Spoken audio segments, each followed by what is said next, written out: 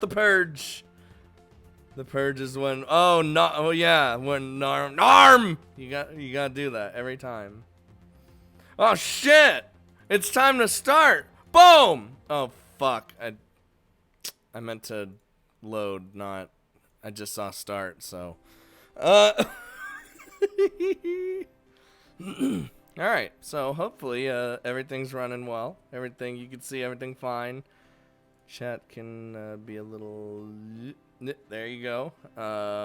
You got the bit cup right here. I don't know. I should make it smaller, honestly. Like get that. Yeah, get in there, bit cup. Oh, get that. You know what? Make it even smaller than that. Make it the smallest little bit cup you ever did see. It's only there to make you people who bit me happy. And yeah, let's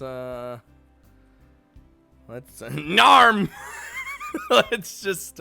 So last time we went to a spoopy, scary dungeon, and when we left the place, it said, "Human scum." I am happy to meet you. And yeah, so thanks for following, Angel. That's a baby bit cup right there. So you want to play a Tapu boyfriend for my birthday, Lil Drag? I promised I would never touch that game in my fucking life. Why must you do this to me by taunting me with your birthday? That's a sippy bit cup. All right. Comforted by the warmth of my bed, I sleep well through the night despite my anxiety. The allure of losing consciousness and doing nothing for several hours finally dawns on me, and I feel silly for wishing to rid myself of sleep so enthusiastically. Because after a good night's rest, I now feel so much better, warm, secure, and free of last night's terror. Let me turn off this Apple's update. I don't even know why it's even on my shits. Honestly, what was I thinking? Creeping into a dungeon, then complaining about it being cold? What kind of idiot do you think I am? Wait, do I think I am? What? Hell, at this point, I'm not even sure if what I saw was real or not. I might have just dreamed the whole thing up. I don't know about that. Oh no, the internet's. Thinking that, I make my way to the cafeteria for breakfast. Look, I said you didn't have to keep the VOD. It'll be like it didn't happen. We'll have to think about it. Unfortunately, my sound sleep has resulted in me waking up later than usual, and I missed my chance to eat in peace. Oh. Wait! What do you mean? The cafeteria is packed full of students without a free seat anywhere. What? Why are these the choices? Order some, like, actually eat, or fuck it, go check out the dungeon. Oh boy. Ninja Cat, what are you thinking? What are you thinking, Ninja Cat? Oh no, man. Check out the dungeon. You're trying to get us killed. Like, actually. I turned around and walked straight back out of the cafeteria. Damn it. You better decide fast. My birthday's on the 8th or the 9th. I know! Whoa, my phone's going crazy. Let me turn this off. Wasn't prepared. Damn it, little Drac. Curiosity has won out over hunger, and despite the complaints from my stomach, this is hardly an unusual event. Let's see now, where was it? I started over here, summoning my light serpent, then I went over here, looked toward the academy buildings, trying to discern the location of the potentially fictional dungeon. Even if the possibility exists that I dreamed the whole thing up, I need to see for myself. When my serpent got away from me, it headed in this direction. I chased after it over here, and after a while, what? Ah, there it is. I stopped in front of a familiar part of the building. After looking around for a few moments and gaining my bearings, I'm certain that I have the right place. This is definitely the spot, but there's no sign of a door, let alone a dungeon. Did I dream it up after all? No! No, you didn't!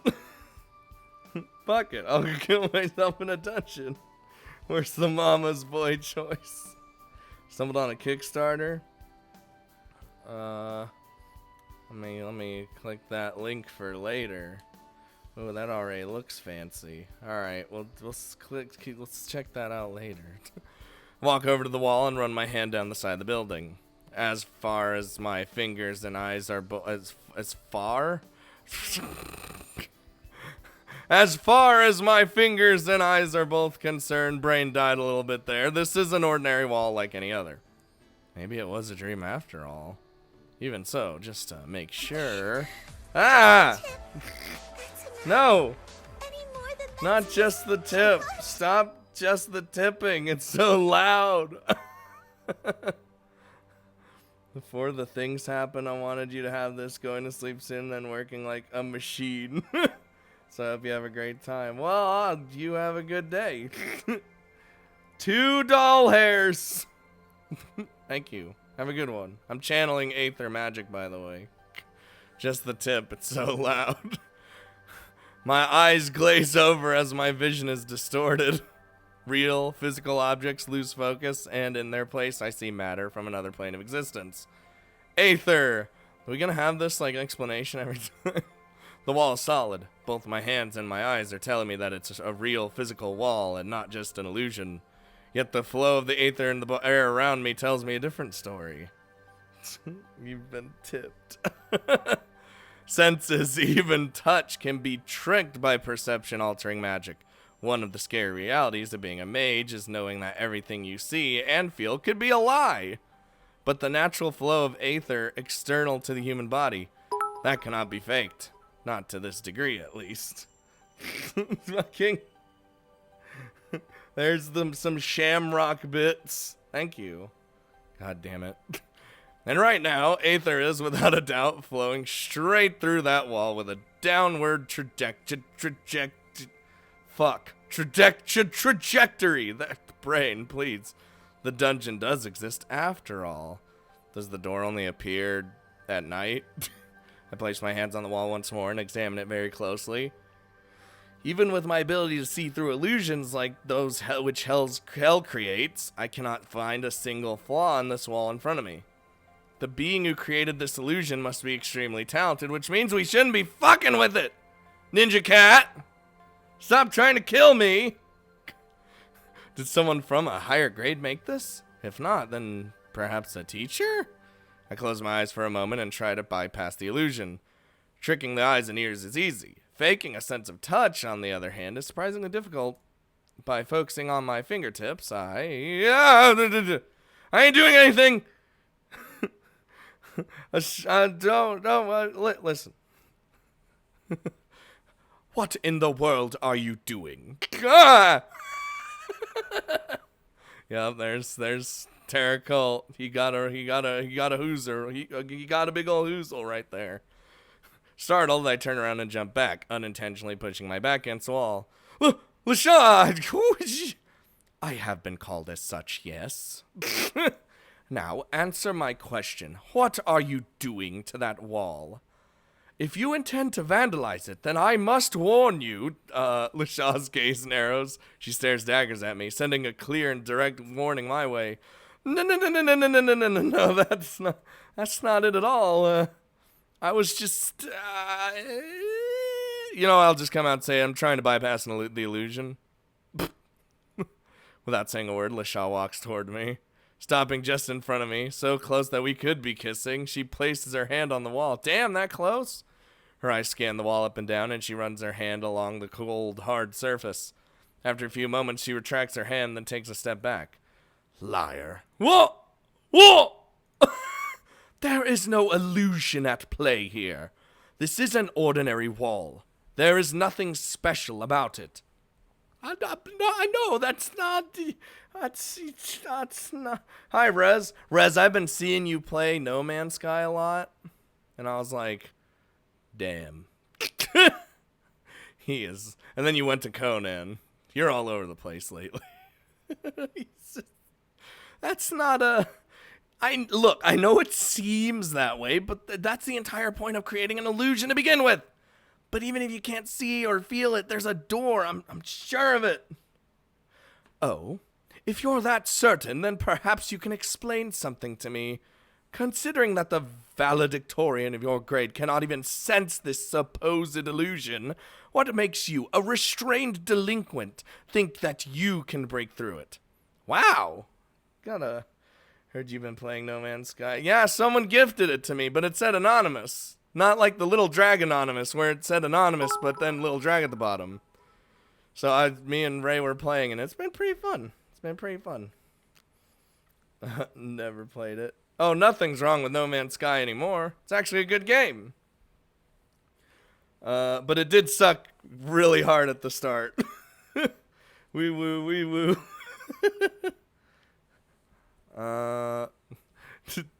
Damn it, play. It'll never stop sucking. Play. What's the matter? LaShaw glances down at the bangle on my wrist as she speaks. Matching the movement of her eyes with my own, I consider LaShaw's words for a moment. Surely enough, LaShaw's far above me in terms of talent. Not only that, she's also far more knowledgeable and has much more experience. I want to suicide is the matter. Play. I'm gonna actually start thinking you're serious, and then I'm gonna be very worried about your existence. Well, not why you're existing. You know what I mean. I'm gonna be worried about you, along with everyone else. And Chris is here. Everyone, give Play a hug. Everyone, give Play a hug. Give everyone group hug. Come on, come here. Everyone needs a group hug. Why don't I have huggers as a BTTV? Logically, what she's implying should be correct. Someone stuck at the middle of our grade, restrained by a magical artifact, should not be able to accomplish something that she cannot. And yet, I don't feel that way in the slightest. No, except the love, goddammit. I'll admit that you have a point, LaShaw. I am far weaker than you, and I certainly don't possess your talent. But when it comes to seeing through illusions, does that really matter? For fuck's sake. Alright, everyone, stop hugging Play. Play doesn't like the public displays of affection right now. It's like I just sicked the attack dogs on somebody, except instead of killing them, they're just loving them. Mental strength and acuity are what it takes to break through an illusion, not magical power. In fact, Hell told me that I broke through her illusion far quicker than anyone she's ever met. Does that not include you? Don't get carried away, Sable. I will concede to your argument regarding the correlation between magic power and the dispelling of illusions. However, you do well to remember that is not always the case. Illusions, which have been sculpted very carefully over a long period of time, typically by a powerful mage, are often backed by a real physical component as well. If there truly is a door concealed behind this facade of a wall, then it likely falls into that category. All right. LaShaw, go away. What about suicide? No, I loved when in your when you sent the Monster Girls to me, and your little letter that you sent at the very end, ravioli, here's the best snake lolly, and then at the very end you were like, I hate myself. Me and Chris just started laughing. We were, oh my god, dude. Having said her piece, LaShaw turns around and quickly walks away. She returns to whatever she was doing out here in the courtyard before I arrived, leaving me alone once more. The letter, it was great. An illusion strengthened by something that exists in reality, huh? I've certainly heard of the theory behind such spells, but actually putting that knowledge to practical use would be quite a feat. Was the caster of the spell a teacher after all? That's what I'm thinking. I don't know who. Who would be evil enough as our teacher to be doing evil shit? Oh, let's just think about it. All of them. We don't... I need a drink of water. No, that letter was great, Play. Don't even. Putting aside any lingering thoughts I have pertaining to this academy's dungeon, I attend my first class of the day dutifully. The subject matter is admittedly mundane, but I try to pay attention nonetheless, and by the end of the lesson, I am one of the few students who seems to have done so. Who would have thought that magic history class could be so boring? It's history! Magic history! I mean, magic history I feel like would be more entertaining. The succubus is innocent. I mean, what's her face, Angel? Yeah. How you guys doing? Pretty. We're all doing good, I think. Someone names. Oh, what if I'm actually the evil one? Ooh, that'd be the twistiest twist. When I study sages of legend, or the history of man's understanding of magic, or even the evolution of runic typography, I find it all incredibly interesting. But somehow, when our disinterested teacher gives a half-assed lecture and tells us to do the rest ourselves, it all just seems so pointless. Depressed by my teacher's lack of enthusiasm, my gaze unconsciously drifts toward the front of the room. Surprisingly, Eris is still there. She isn't doing anything apart from sitting on her ass and zoning out, but at least she's present physically, if not mentally. I begin to stare at Eris while wondering to myself why she even became a teacher in the first place. Ugh, not you too, Sable. That vile woman has put too many students under her spell as it is. My concentration is broken as a displeased voice calls to me from the side. Oh, don't be silly. Sable wouldn't fall for Eris's tricks. There's no way that anyone capable of breaking through my illusions would be susceptible to hers. Thanks for the vote of confidence, Hell. And no, I'm not under her spell. Quite the opposite, actually. Narm! I still refuse to believe that Hell's a girl. But she is! It keeps saying she's a she. Do I like drugs? No. Oh, then you're getting fed up with her teaching style. Not that I would even call it that. You said it. But what really vexes me isn't her attitude. It's that there's nothing we can do to make her take our classes seriously. I mean, it's not that I can make her teach us. You could try. Just do what Eros always does. But instead of making her fall for you, manipulate her into doing her job. I can't even begin to tell you all the things that are wrong with that plan. Without giving too much thought to Hell's suggestion, my gaze once again rests on Eris. She's now toying with her terminal, killing the remaining few minutes before our first break of the day comes to an end. Oh shit. If I really am going to try something before the next lesson begins, I need to do it now.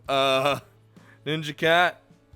Hell is not a girl. I'm just making that a rule if I have to. I am the god here! Should we... What do you think, Ninja Cat? Do we can just confront her or leave her alone? You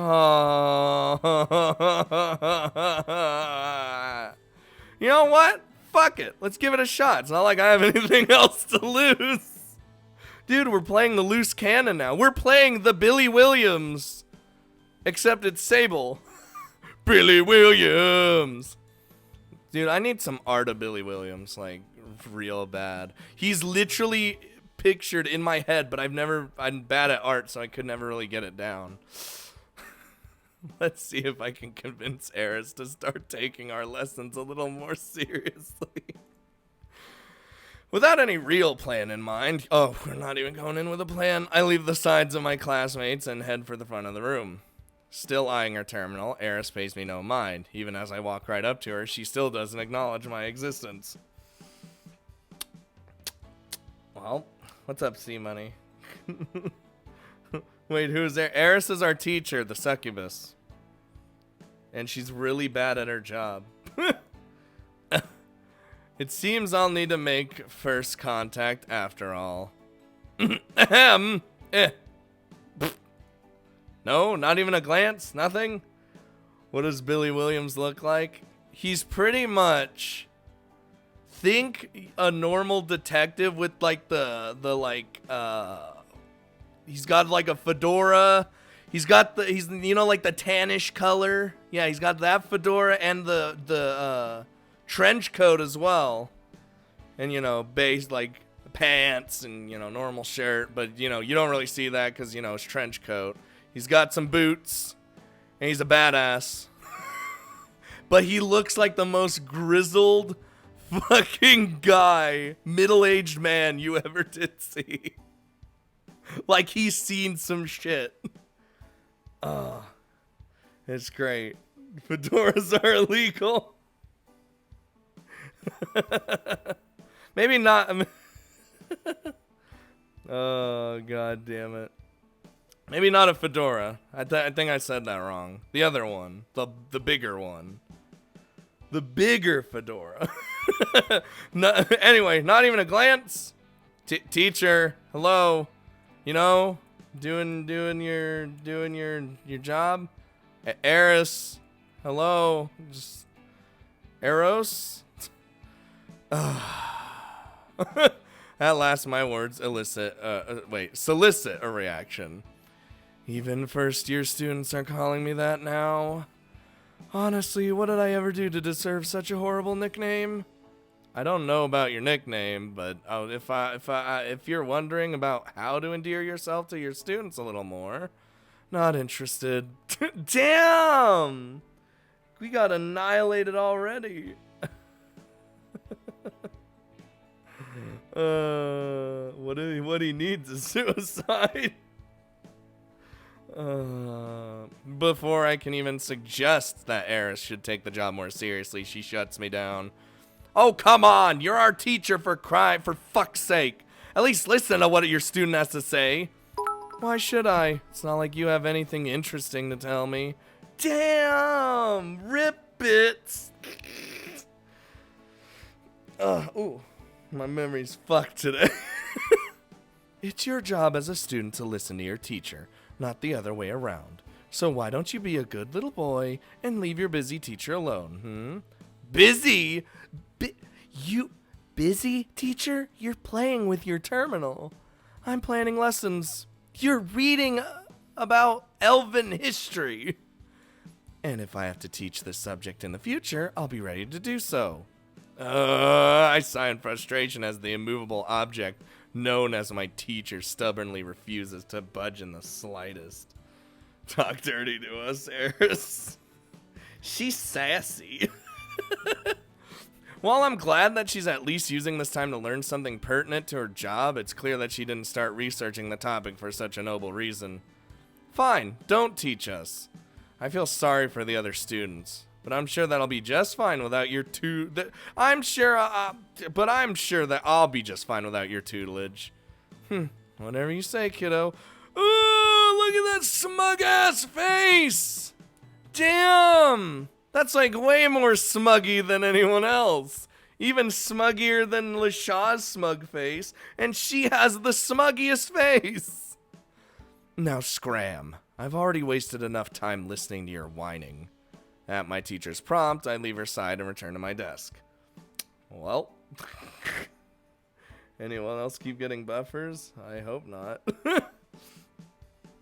Oh, excuse me. The moment I do, my classmates approach me once more, curious about my conversation with Eris. So, how did it go? About as well as expected. Eris barely even acknowledged my existence. There's no way she was going to take my concerns seriously. That is because you neglected the proper process. Next time, sweep our teacher off her feet, hold her close, and gently whisper your troubles into her ear. If you do that, she'll have no choice but to heed your words. Yeah, right before giving me a suspension. I'm just gonna leave her alone. Maybe she's in like a bad mood this week, and next week she'll become the spitting image of an ideal teacher. Who knows?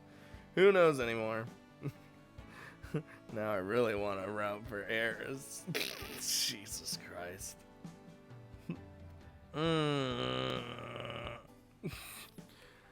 I wouldn't count on it.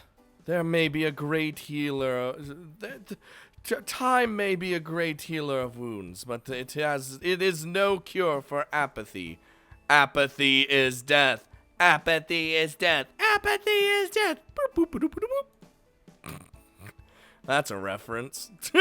Taking LaShaw's warning to heart, I sigh in resignation as I sit down once more, moments before our break comes to its natural conclusion. Whether my words had any impact on Eris or not has yet to be seen. All I can do right now is pay attention, listen to what my teacher says, and hope for the best. Death is good. Eris is a succubus. She can have whoever she wants. That's why she's sassy. Sassy! With my first and second classes out of the day now behind me, I make my way out to the courtyard. Despite resolving myself to leave the matter alone mere hours ago, my curiosity is eating away at me and I can't hold myself back any longer. Even if what LaShaw said earlier was true about this illusion being too strong for me to break, that doesn't make me less interested. What's the meaning behind that dungeon? Who's responsible for hiding it? Why is it so cold? It's a dungeon! Until I can answer those questions, there's no way I'll be satisfied. Oh, what? While the courtyard is empty and everyone else is too busy eating in the cafeteria to notice me, I traverse the courtyard and head over to the concealed dungeon. Upon arriving in front of the dungeon, however, I'm greeted by an unexpected sight. It's visible? Yeah, see? See? It's a cool dungeon. Why can't I make clips? Yeah, try refreshing it. No way. Did someone else break the illusion before I did? Or did the person concealing the dungeon come back? I keep my distance and monitor the dungeon's entrance while remaining out of sight. Thanks for following. Predator! Jesus. After a few minutes, I see two figures shuffling around near the entrance. Oh! I can't see well enough to discern their identities. All I can be certain of is that they're wearing our uniform. Ooh, sneak closer or walk walk straight up to him. Well, you know what the Billy Williams answer would be. Billy Williams, but what do we do? Kill them. Just a third option pops up. Where the fuck's Maya? Can we talk about how Maya was like, I'll wake up when you wake up so that we can call each other and be all lovey-dovey. And I was like, alright. She hasn't even woken up. Fucking so mad. Sneak? Alright. Okay. Maybe Ninja Cat is not trying to kill me. Maybe not trying to kill me. Careful not to be seen, I slowly move closer to the students. I use the architecture of the academy building to hide myself as much as possible, but given the open area around me, my efforts result in minimal gains. I'm only able to get a few meters closer before I'm forced to choose between abandoning my cover or staying put. Maybe she's tired. Anomalous. Maybe. She stays up really late. She stays up later than me. What the fuck, Blizzard? No choice then. Guess I'll have to just head out there after all. Ah, crap. Hopefully those two will at least... What? Whoa! The moment I come out into the open, the dungeon's entrance disappears right in front of my eyes. One of the students has also disappeared, and my chance to further investigate the dungeon has come to pass. Shit! This is what I get for hesitating. Motherfucking God, maybe we should have walked right up to him. I don't know. God damn it. Fate hands me an opportunity, and I just let it slip by. Before I can get too mad at myself, further movement in the distance catches my eye. Even though the dungeon and one of the students has vanished, one of them is still in the courtyard. We live to sneak another day. Okay, this isn't over yet. I can still make this work. Alright, let's see. Still keeping my distance, I follow the vague figure discreetly. We enter the nearest academy building, then walk from hallway to hallway, encountering only a handful of students as we do. The an arm of students makes it difficult to get closer without being noticed. But it also helps me to keep an eye on my target, not losing them even one. Wait, like, you know what I mean. I follow the figure through several buildings before their pace finally begins to slow down. By the time that our short journey has come to an end, I'm standing in front of a facility which I have no qualms about entering. Narm! Oh, shit! It's the Academy Library. That's odd. Class is going to start soon, yet they're visiting the library instead of walking to their classroom. They were definitely wearing our uniforms, so I assumed they were a student, but perhaps... I entered the library, closing the door behind me quietly. As I look around the large empty room, I realize that there are no other students present. Well, there's always the one you already know.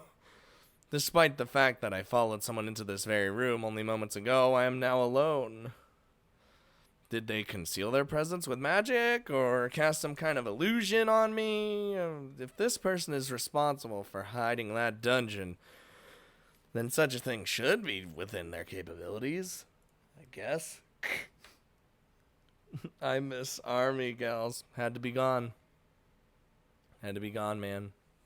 Sad days. In which case, I blink a few times. Oh, you already know.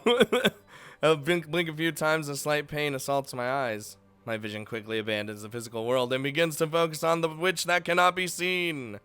Ley lines, the flow of aether, the lingering residue of spells that have been cast. All of these things and more could become clear to me.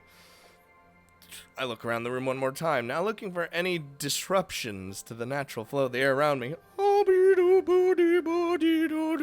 Moments later, I have found an anomaly. Gotcha! I walk over to the anomaly, a concealed presence hidden off to the side of the room.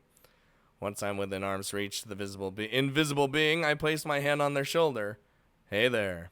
Yup, we already knew. What was their voice? Oh, god damn it. Who are you? What do you want? Please don't hurt me. Oh. The moment I touch her, Drew's concealment spell is broken. She pulls back, just desperately trying to create distance between us, and shrieks in surprise. If I didn't know any better, I'd think that Jeru was honestly afraid of me. Whoa.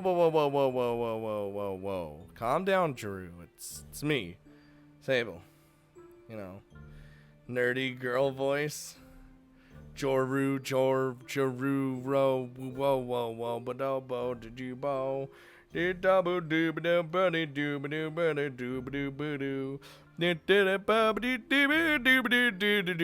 Joru.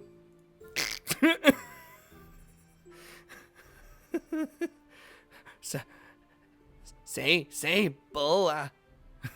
Yeah, you remember me. First year human, likes books. Saw you eating them, actually. Or the knowledge contained in them, at least. I mean, it's all I really, you know. Joru stares at me in disbelief for a moment, then breathes a sigh of relief. Oh, thank goodness. You scared the living daylights out of me, Sable. Sorry about that. Why are you so frightened, though? But shouldn't I be the one saying that? You're the one who was concealing their presence. Yes, well, I felt like someone was following me, so I just... Jeru fidgets and loosely wraps her arms around her body. Even knowing who she's speaking to, she still appears to be quite nervous. So even a mighty third year gets nervous when they're being followed, huh? Being a third year has nothing to do with it, Baka! See the blush? I see the blush. I'd fuck a spider, I think. Fucking gross. Oh no! You're gonna take that out of context! Doesn't it? I've heard that not many students make it to their third year at this academy. Shouldn't that make those of you who remain, like, quite formidable, or what? Oh, no. It's not like that at all. Most students leave because they can't keep up with the curriculum, or they miss their homeland, or my grades are a bit higher than average, and I don't really have anywhere to return to, so it's not like I'm still here because I'm strong or anything. Oh, is that how it is? At Jeru's prompt, I recall a few rumors I've heard regarding Amadronia Academy. Although students who continue past their second year are generally revered as being elite magi, some say that those who remain are simply more brutal than the others. Given the requirement for students in their third year or higher to partake in the hunt, there are a fair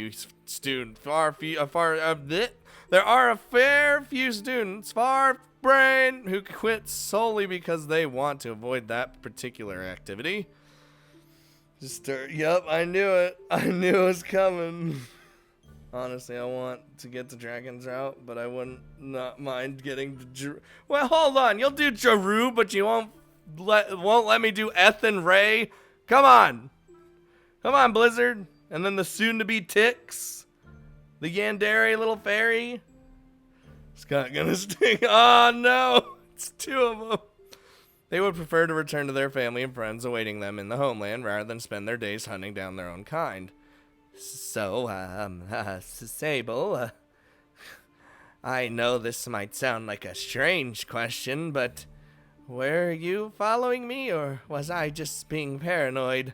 Rather than ask me why I was following her, Jeru gives me the benefit of the doubt and offers me the opportunity to escape persecution. But as kind as her gesture may seem, I know that I can't play off our meeting as a coincidence, not if I want to inquire about the Academy's dungeon. Yeah, I was following you. Little Drag knows what's up. Nah, we're just trying to get laid by a spider. Sorry. Oh, I'm not going crazy after all. So, why were you following me, Sable? Tell me the truth. I promise I won't get mad. Or eat you. Relieved to see Jeru and respond in such a positive manner. I continue without hesitation. Alright. How do I say her name? Like, actually say her name?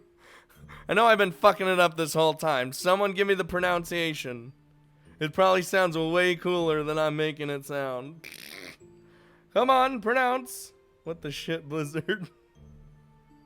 Give me the proper enunciation. Pronounce. Did I say enunciation? Whatever. Just give it to me. Give it to me. I continue without hesitation. To be honest, I didn't realize it was you at first. I was just following a suspicious person to see where they wound up.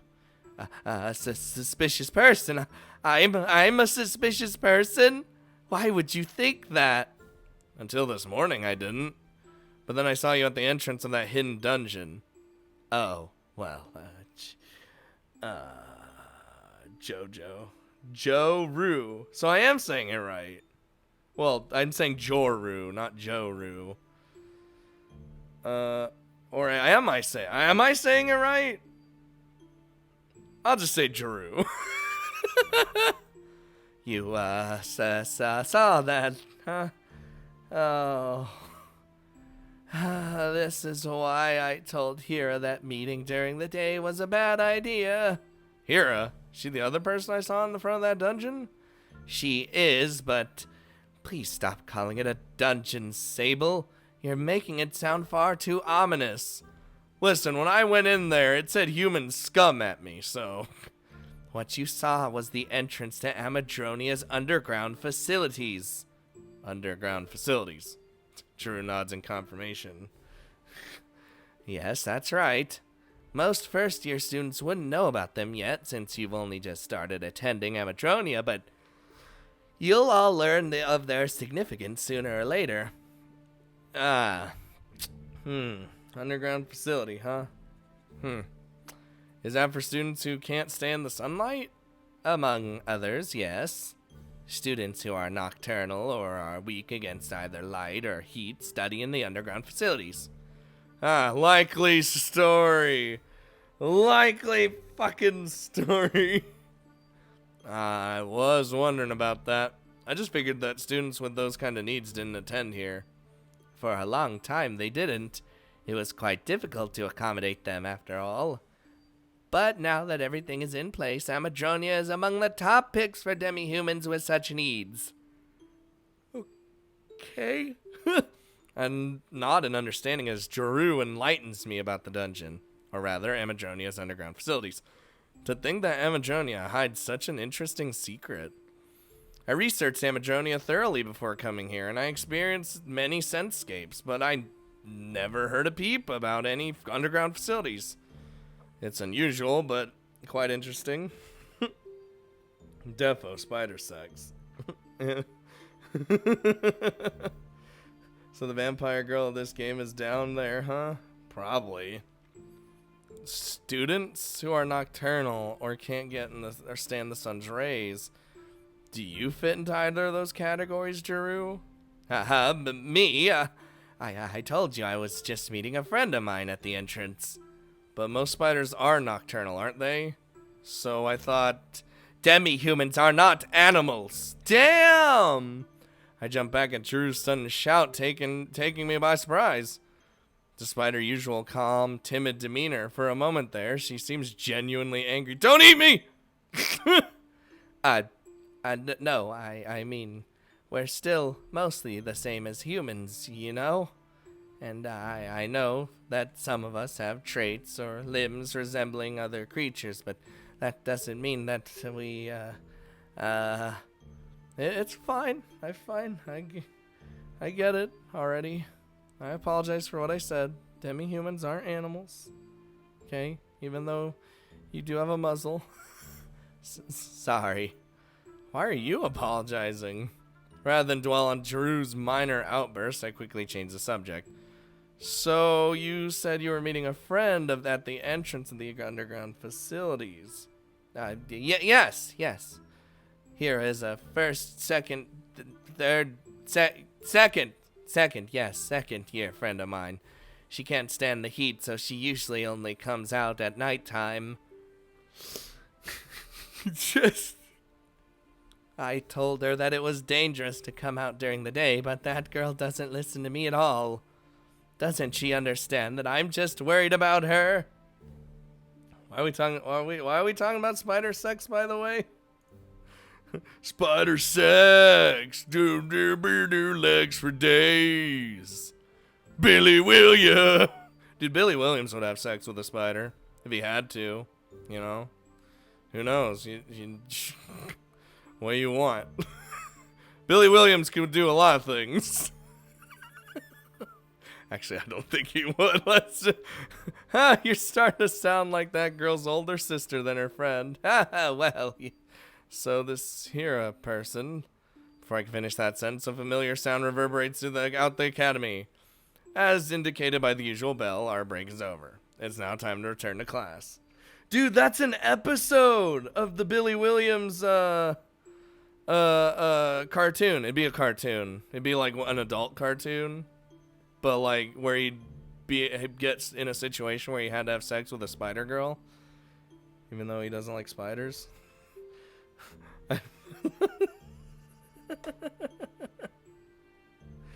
Oh, god damn it.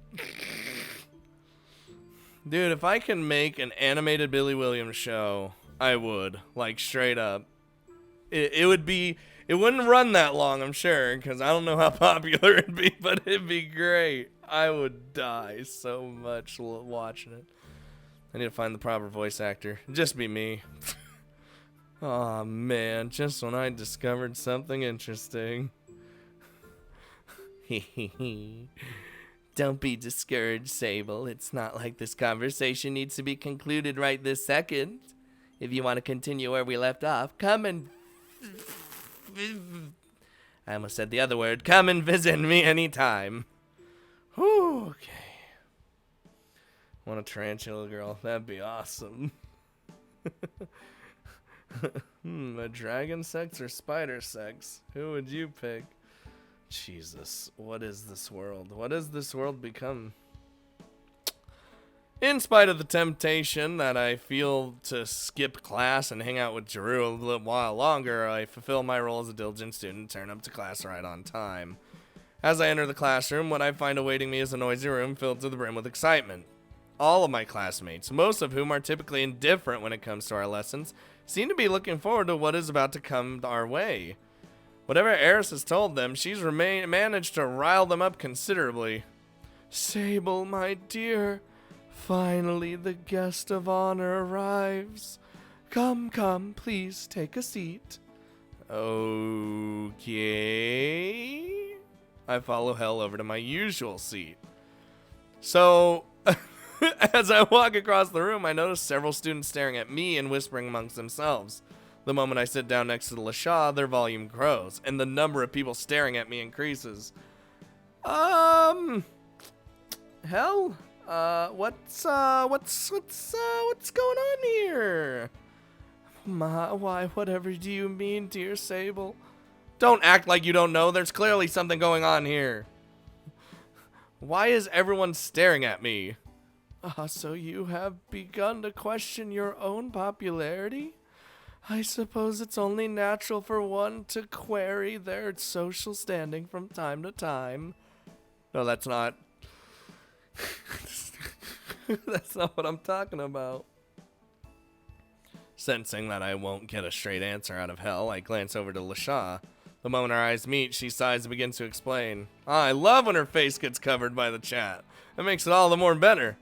Before you arrived, Eris informed the class that we would be spending this lesson engaging in unorthodox glyph transcriptions. Ever since then, half of the class has been waiting anxiously for your arrival. Unorthodox glyph? Oh, creative typography? That is another name for it, yes. Unorthodox glyph transcriptions. Creative typography. Exhaustive combination spell casting. Baka! There are many names for this particular subject, and after hearing a few, one might hazard a guess as to what the lesson on this subject entails. And for most people, their first guess would likely be correct. Despite the peculiar names, the subject is actually quite easy to understand. Put simply, we play around with existing spells and techniques and try to come up with something new based on what we already know. Ooh, I like that. Like that idea. Ooh. We mix and match glyphs, challenge established protocols, and generally have fun creating new spells to call our own. I could do that. Oh, but I got the bangle, so I'm pretty much screwed. I'm sure Amadronia will put restrictions in place for this subject, especially after what happened on my first day at the academy. Even so, I'd be lying if I said I wasn't looking forward to this. The moment I think about what is yet to come, I understand why my classmates are so excited and why they keep looking at LaShaw and myself. I used a rather advanced spell in the middle of our practical spellcasting lesson. LaShaw is the valedictorian of our grade, not to mention an elf, and elves are so perfect and pretty! And the daughter of our principal. Of the students in our class, we are quite possibly the two most interesting to watch, especially when it comes to a subject such as this. Make a spell to make anime waifus real. If I could, well, one, Maya would kill me, and two, everyone would be happy. Alright, it looks like everyone's here now. For those of you who only just arrived, this lesson is going to be on unorthodox glyph transcriptions. And before you ask, yes, that does mean you get to play around with glyphs all lesson. More than half the class cheers in response to Eris's assurance. Even the students who aren't interested in creating new spells, there is still value and excitement to be had in watching others do so. World peace. Whether they plan to keep an eye on LaShaw and myself, or they simply want to muck around with their friends, this should prove to be an enjoyable lesson for them. Don't get too excited. I am going to lay out some ground rules, you know. First off, you will not cast any spells you create until I have reviewed your work and given you my approval. We can't have you accidentally poisoning the class or blowing up walls, after all. Second, any spell casting will be done in front of the entire class, one person at a time. Finally, you will use as little aether as required when casting your spell. If I see you amassing a large amount of aether, I will disrupt your spellcasting myself. Do you all understand? Yes. Best save here because someone is sure to get angry no matter what choice. Ah, it's fine. No saving. No saving.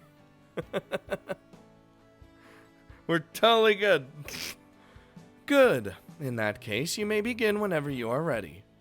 Even though Eris's rules put a damper on the enthusiasm of some of the students present, we all waste no time in getting to work. Some students turn on their physical terminals on their desks. Others begin writing in aether dust and coming up with lists of possible combinations. Whatever their individual processes may be, there isn't a single student in the classroom who isn't taking this lesson seriously. No cheating either. Guess I better get to work myself then. Of all the subjects we'll be taking, this is without a doubt the one I'm most suited to. If I can't get top marks in this class, I might as well quit Amadronia and give up on magic altogether. Oh shit! Full of self-confidence, I begin to think about what kind of combination I'll show to the class. Alright. Do we need to do something brand new and flashy? Or a spell I created myself and you have used before? Oh no! Blizzard, why? Don't do this to me.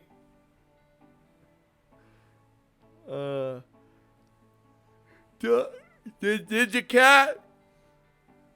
Did you cat? Ninja, help! Billy Williams never settles for safe. It's true.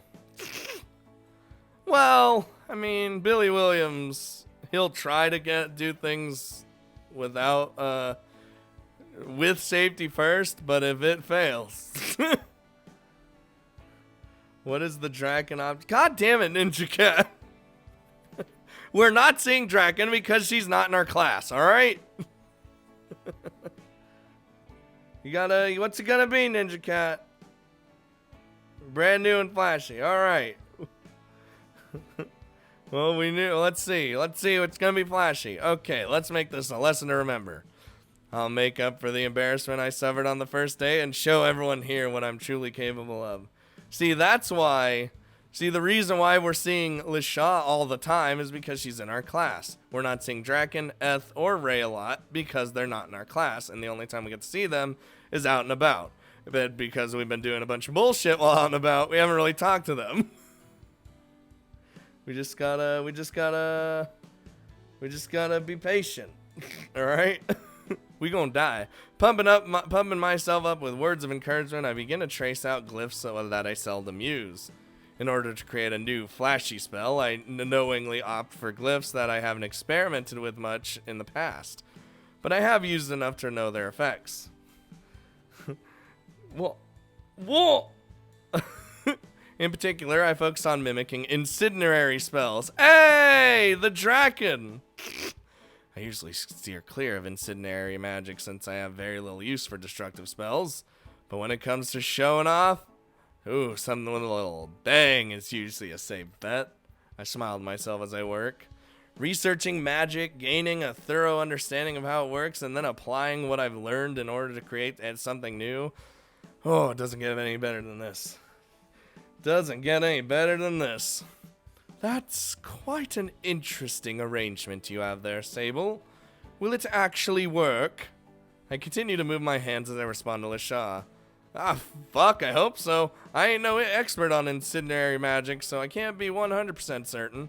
What about you, Lisha? Have you come up with something interesting? Though it shames me to admit this, creating new spells is not my forte. My specialty lies in observing the work of others, then mastering what they have shared with the world. Oh, wow. Okay, that's pretty cool. In what manner is that pretty cool? Are you making fun of me? No, not at all. Truth be told, I fancy myself an expert when it comes to creating new spells.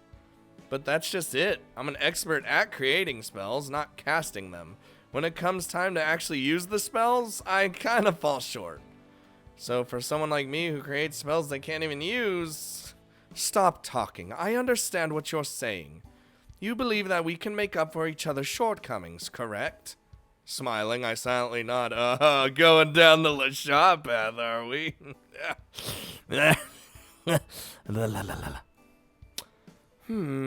That is an interesting proposition. However, the fact remains that you are yet to prove yourself as the expert you claim to be.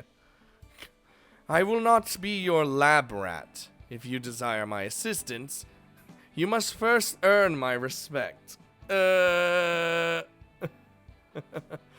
stare past LaShawn, focus on our teacher for a moment. By this point, nobody has approached her. I'm quite possibly the only person who has completed their new spell, or at least I'm the only one game enough to show their work to the class. If LaShawn needs proof of my expertise, then this is my opportunity to give it. No one wants her, she's gross. Alright then, if it's proof that you want, then proof you will get. Stay right there and watch as I surpass all of your expectations of me, because I am awesome.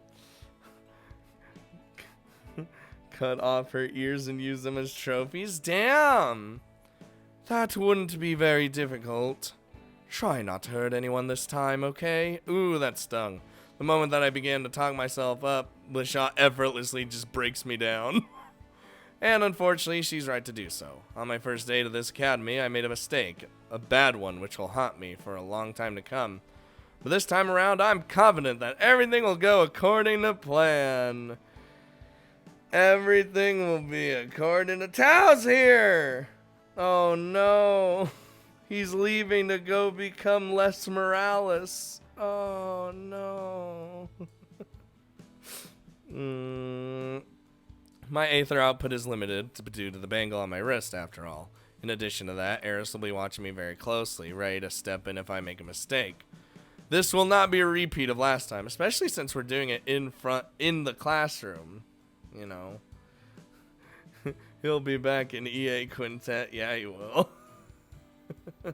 Tao, you should play No Man's Sky with us. And Rez should play with us too, because he's got it at least. Oh, hold on. Need a stretch.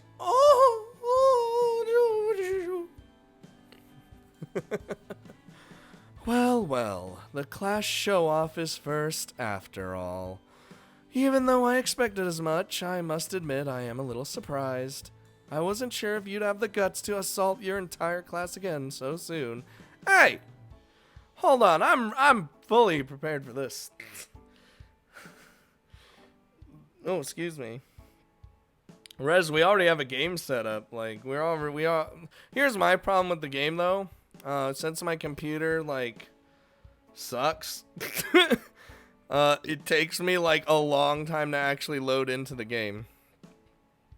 Man, I'm so excited for a new computer in, like, 17 years. I won't make any excuses about what happened last time. Alright? I know that I messed up, and I promise that I will never do something like that ever again. Of course you won't. Even if that was your intention, it's not like you'd be able to. Eris glances down at the bangle on my wrist. Stop it! It would seem that she knows about my punishment after all. Takes me over like 10 minutes. Yeah, I'd say that's how long it usually takes me. It's crazy. But once I'm actually in, then it usually runs fine. I mean, I still, like, runs 30 FPS, but one day. Yes, there is that. But more importantly, you will not be participating in this practical demonstration. What? Whoa! What did you... You heard me. After what happened last time, did you really think that you would be allowed to cast a brand new, untested, unpredictable spell in front of a class full of students? But that's what this class is supposed to be. It's supposed to be this. That's Dr. William Smash. What's up? This class, you're supposed to make new unpredictable spells, but then you... Oh, calm down. You can still make some stupid little spell if you want. But I will be the one casting it, not you. Got it? Oh. With my lips trembling and my mental state in slight disarray, I swallow my complaints and nod. This is still okay. The point of this lesson is to create a spell, not to use it. As everyone did, you just woke up. Jesus. You're like Maya right now, sleeping all day. She hasn't even messaged me. I think she's dead. How do you sleep? What is she doing? The race technique where you sleep for like 12 hours? 72 hours? 48 hours? I don't know. I bet you Ray's actually sleeping right now. Why is everyone sleeping? If Eris casts my new spell in front of everyone, then I have nothing to complain about. Oh, Jesus! Thank you. I love you all. You are totally awesome. Almost as good as Dr. William Smash subbed for 6 months in a row. He's still here. Thank you. 6 months in a row, man. That's almost half a year. Well, why did I say almost? It is half a year. God damn it. Thank you. Thank you. Calming myself down with those words of reassurance, I take a deep breath and raise my right hand. Wait, where's my mouse? There it is. Using only my index finger, I draw a pattern in the air, which, with many curves and squiggles, the glyph I draw looks more like illustrations of a child rather than the work of a mage. Nonetheless, my peculiar drawings gradually take form. Before long, I have arranged a set of seldom used glyphs in an arrangement yet to be recorded in history. Alright.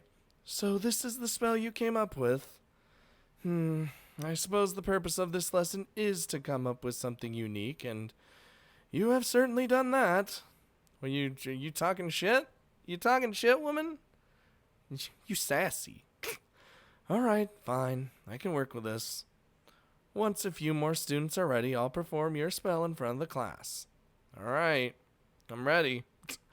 20 minutes pass by before a second student finally approaches Eris. With that person acting as the trigger, other students gradually I almost said shiffle. What is a shiffle? Shuffle towards the front of the classroom, each anxiously awaiting their turn to speak to the teacher. One by one, they all have their spells approved by Eris. They then line up next to me and face our classmates, waiting in quiet anticipation of what is yet to come.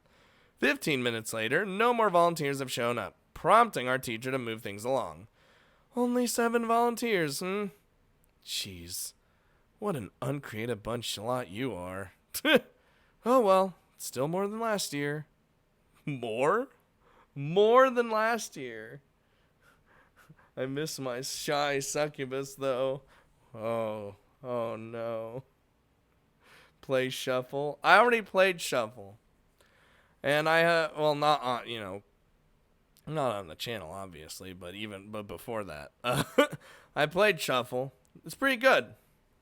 Anime's garbage. Because I got salty that they changed my favorite character drastically to turn her into a yandere for no fucking reason. Thanks, Blizzard. I turn my head to the side and look at the people standing beside me. The faces of the 6 students are familiar, but I don't know any of their names, nor have we ever spoken before.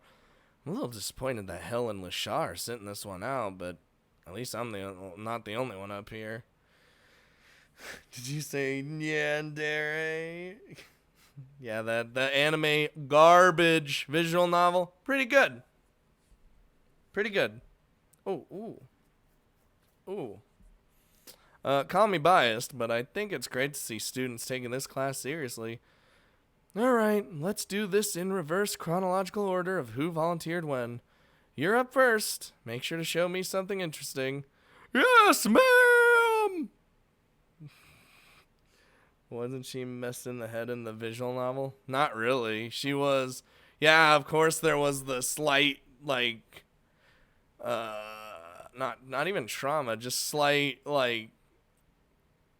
She wasn't, they basically took what she had in the visual novel and, wrote it in a way that she wasn't, gave her new shit that she didn't have, and then was like, bam, yandere, have fun with that. And I was like, alright.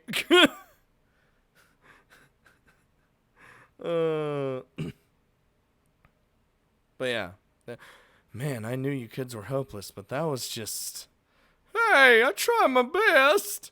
Yeah? Well, your best sucked. Damn! Annihilated!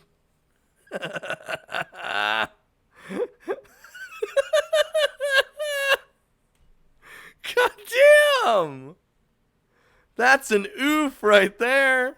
I've never done this before. What were you expecting me to do? Something better than that, obviously.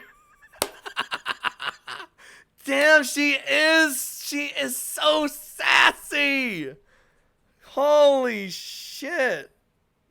Boy, she is sassy as fuck. 6 failures in a row. You're lucky this subject is only graded on written theory. Not one of you would pass a practical exam. Cry self to sleep. Why are you crying yourself to sleep? Why isn't the guru on the BTTV list? You love that. I think a lot of people like that one. Eris quickly gains the enmity of 6 brave classmates who immediately begin to ask themselves why they even bothered volunteering. I don't disagree with Eris's judgment, but she could have at least worded her feedback a little more nicely. Yeah, well, your best sucked. We wanted you to do a little bit better than that. Isn't a teacher's job to encourage their students? Not this one. Okay, one more and we'll be done. Sable, you're up. Show me what you... Oh, right. Eris cuts herself short as she almost gives me permission to continue. I guess it's actually my turn, isn't it? Show me the arrangement one more time. Oh my. Whoa. She even looks just disinterested in everything right now.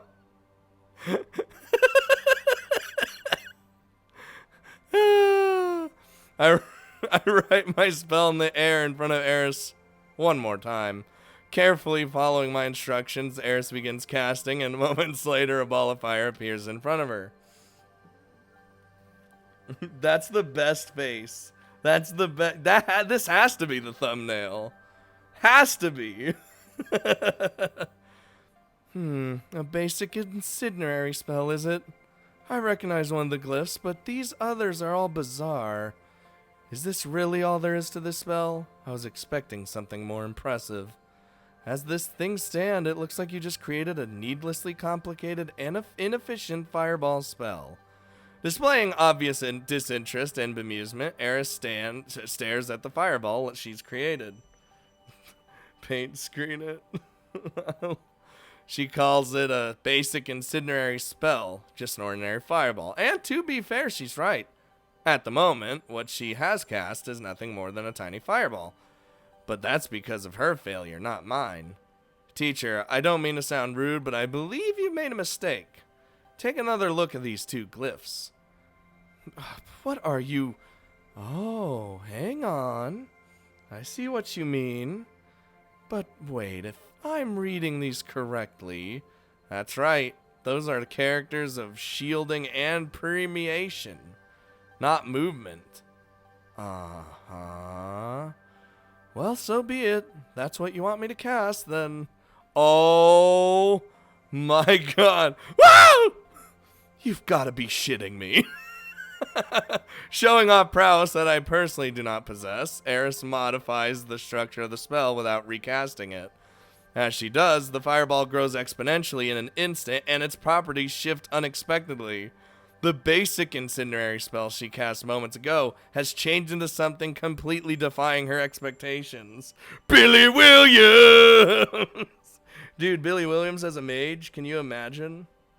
I am happy to meet Man, you. I need to make just Billy Williams. Thanks for following. I need to make Billy Williams the mascot of the channel. It'd make no fucking sense. This is a spell combining expansive flames and a protective core. My idea was to create a spell which protects its caster without removing them from the area of effect. If a mage were to cast a spell on a large scale, putting themselves at the center, they could avoid all harm while burning their surroundings to ash. It's fucking cool! I envision this as a defensive maneuver. For example, if you were surrounded by demi-human hunters on all sides, you could use this to scatter the enemy while protecting yourself. Furthermore, I stop explaining myself as I realize that nobody's listening to me. Nobody's listening to me. Billy Williams in Skyrim. No, we tried that. He died in like an hour. I think he got killed by an ice necromancer, and it was bullshit. Eris in particular is speechless. She seems to be well and truly absorbed in the spell that she has just cast. As I look around the room, I notice that LaShaw is in a similar state. While my other classmates are impressed, they don't really understand what's going on or why Eris is so amazed. But LaShaw does. That's impossible. How did I combine 3 conflicting families of magic into one spell? If you'd like, I could... huh? I turn back around and look towards Eris as the heat radiating from behind me suddenly disappears. Eris has finally come to her senses and cut off the aether supply to her hands, putting an unnecessarily sloppy and abrupt end to the spell I had her cast. Sable? Yeah? Principal's office. Now. Right now. Alright, I'll just go to the principal's office and... Lizard Wizard. I will say, in Skyrim, Lizard Wizard was our weirdest character yet. He was into bestiality and shit. I don't understand. Without giving me a chance to argue, Eris grabs my hand and forcibly removes me from the classroom without offering so much as a word of instruction to my classmates. It seems that once again, I have unintentionally landed myself in trouble. What did I do? I made a sweet spell! That was part of the fucking shit. I didn't even cast it. It's not my fault. I didn't fucking do anything. I'm a victim of circumstance.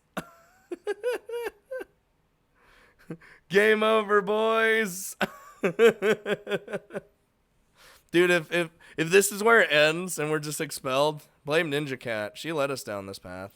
I take no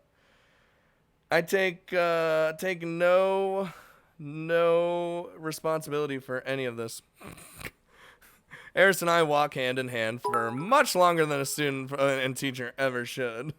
It's probably the nuclear option of spells. Oh, you're probably right.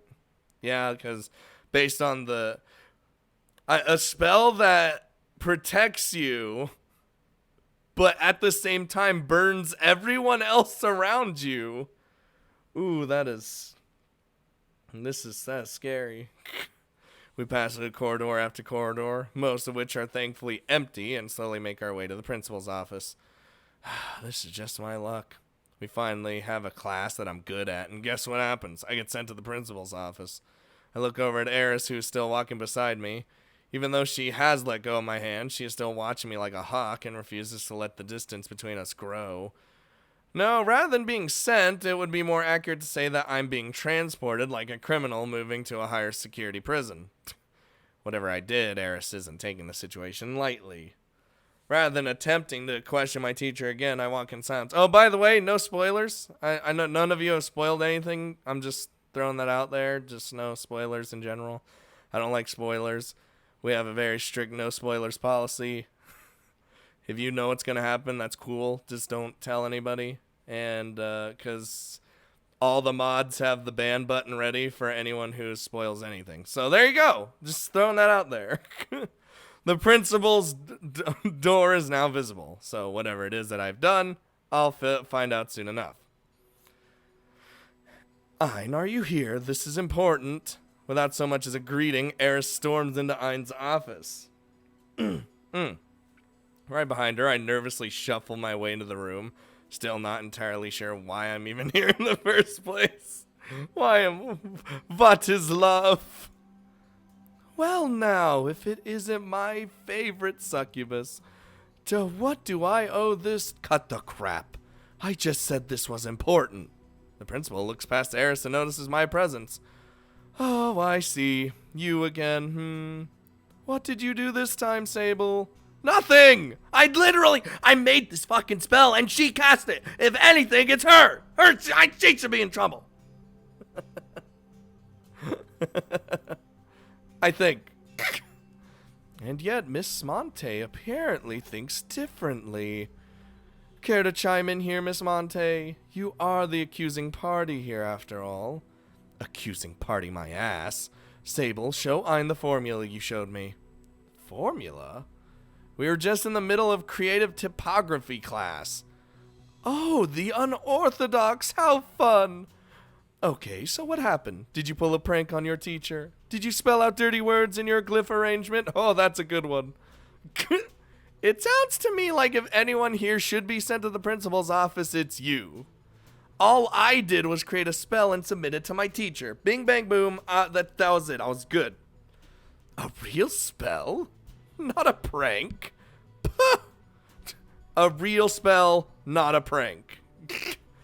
Then what's the problem? Did you plagiarize another student's work? Like hell I would do that. Nico, nee. Just show him the damn spell already. Ein, when you see what this kid came up with, you'll understand. Oh? In that case, do show me, child. Show me the fruits of your labor. Seeing no reason not to comply with the principal's request, I repeat the same process as I did in the classroom. I wave my right index finger in the air, leaving behind a trail of aether dust. As my writing takes form, discernible glyphs begin to manifest, at which point the principal begins to bring his face closer. Let's see here. A basic incendiary spell? This is why you have been brought to my office? I'll admit that it's an odd way to go about invoking such a spell, but it's hardly something worth fretting over. Don't be fooled. This spell isn't as simple as it seems. Is that so? How do you Oh. The principal stops mid-sentence and his eyes open wide. Unlike Eris, he discerned the true nature of my spell all on his own. This is a defensive spell. A shield of fire, perhaps? No, a protective sphere? And then there's the movement of the flames. It's not just a defensive spell, is it? This is a spell for defending oneself from many attackers at once. You shield yourself at the center, then create a glowing sphere of flames so as to counterattack. You understood all that just from reading the glyphs? I've been studying magic for centuries, my boy, Sable. If you show me a spell's formula, there's little that I can't tell you about it. But my talents are not the topic of discussion right now. Yours are. Where on earth did you learn a spell like this? Did you decipher an ancient tome, or pillage the grimoire of a great mage? Why must you just jump to the conclusion that this is someone else's work? I created this myself. It's completely my own work, and was not based on the work of anyone else. That's impossible. There's no way that... Miss Monte, hold on. The principal interrupts Eris the moment she begins to shout. I will take care of this. Please return to your classroom. Without putting up a fight, Eris places her trust in the principal's judgment and leaves the room. It's just the two of us, the principal and I, alone, once again, in his office. Oh, I told LaShaw Daddy loves you, by the way. Just, you know, I did the things. I did the other things you told me to do, so, I hope he doesn't stop me with another magical artifact. I still love how the chat covers people's faces. Okay, then. Now that Miss Monte is gone, let us begin the discussion in earnest. I will ask you one more time, Sable. Where did you learn that spell? Nowhere! I created it myself! Is that your final answer? It's the truth! All right. There's no need to get hasty. In that case, let me ask you a different question. Where did you learn the glyphs you used in the creation of that spell? The glyphs? Most of the glyphs you used in your spell are uncommon, to say the least. We don't teach them at this academy, and even if we did, we certainly wouldn't teach them the first-year students. They aren't glyphs you can freely learn about from any old textbook either. They're certainly not detailed in any human literature I have ever come across. With that all being said, where did you learn about these types of glyphs? Even though the principal's question is straightforward and simple to understand, it isn't easy for me to answer. Truth is, I don't know where I learned these glyphs I use. Some I learned from textbooks, others I gleaned from senscapes and magical artifacts. There are even some which I discovered through simple trial and error. To be honest, I'm not really sure. I've learned a lot of them over the past few years. I can't remember the origin of every single one. Then think harder. Oh, damn.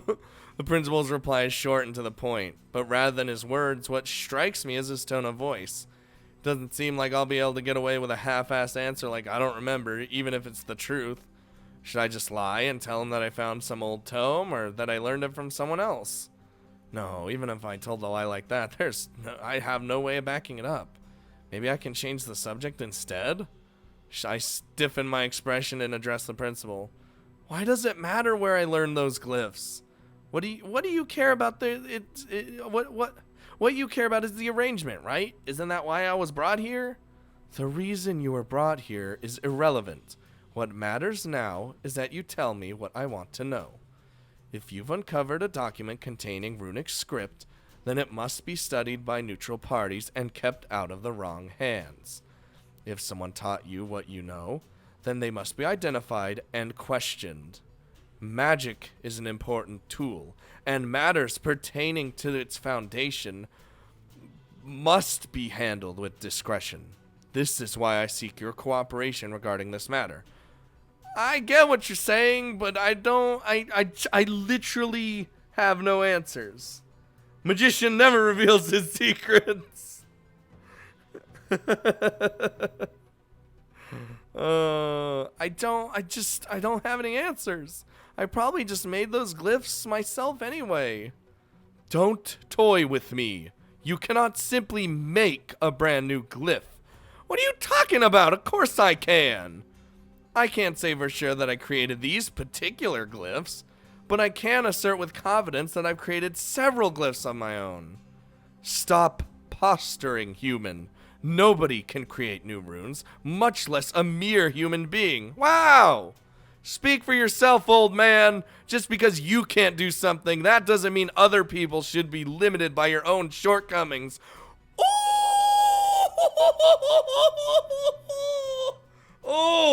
Oh, I felt that so hard. It hurts.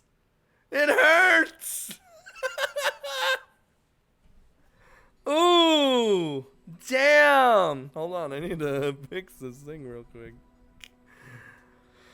Oh, then what? I should just take your word for it? That you are capable of something that no other mage has ever done throughout history? Get over yourself. You're not that special. Damn! What is happening? The principal and I both stopped talking. We simply glare at each other without saying or doing anything more. Only the sound of heavy breathing continues to fill the room. Shit, belligerent old fool. Just who does he think he is? Runes weren't just created out of thin air. Obviously someone had to create them. And if one person can do it, why can't a second? I straighten my posture and slow down my breathing as I think about what to do next. Even if I show the principal a glyph that I created myself, he'll just assume that I gleaned it from some unknown source. But if I go through my entire process with him and explain all of my discoveries pertaining to the fundamentals of magic itself, there will be no going back. It may be painful to be looked down upon like this, but if the alternative is to come clean about my research, then I have no choice. I shake my head in resignation before addressing the principal once more. I understand why you can't accept what I'm saying, but that doesn't mean it isn't the truth. Runic script isn't something that just suddenly appeared in this world out of thin air. It was created by someone or something as a means of communicating instructions to other parties. Glyphs are ultimately just instructions for manipulating Aether. Anyone could potentially create a new one if they possess the time and the motivation, which I had both. So, can we just rashly tell him by one how each of the glyphs... Yeah, we probably could. The only reason why nobody has done so is that they've given up. Because people like you tell them it's impossible and admonish them for even trying. Damn. You believe that is the case, do you? I do.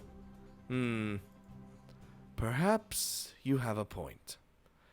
Even if I believe that a particular path is a dead end, that is no reason for me to discourage a student from pursuing what I myself will not. Please, forgive my outburst.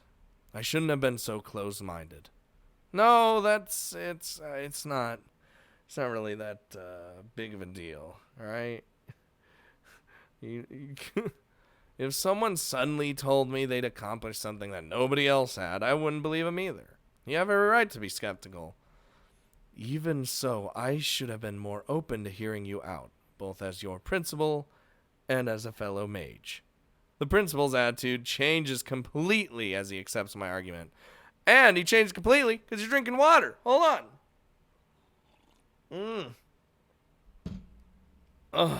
Oh, excuse me. Despite the fact that I haven't shown him any proof to back up my claims, he seems to at least agree that there are some things that even he does not understand. Sable, forgive me for repeating myself, but I want to ask you one last time. Have you truly created a brand new glyph? Yes, I have. Will you show it to me? Half expecting that very question, I nod to my hand and raise my right hand. 2 hours in the stream and still no dragon. I failed. It's because we're well, look at this. It's because we haven't it's because we haven't like been here yet. You know what I mean? We haven't expanded. We're in still the starting phases. At least I would assume so. After taking a moment to think about which glyph to show the principal, I begin to wave my my index finger into the air in front of me. A few seconds later, I lower my hand, then gesture for Ein to take a look. This is the glyph you created. One of them, yeah. Can you read it? Not as easily as I would like to think.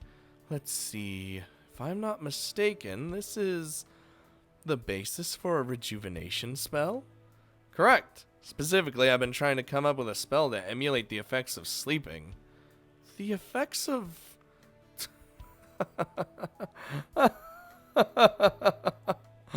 Sable, you magnificent creature. You've taken up the age-old pursuit of reclaiming those extra 8 hours a day, have you? You damn well know it!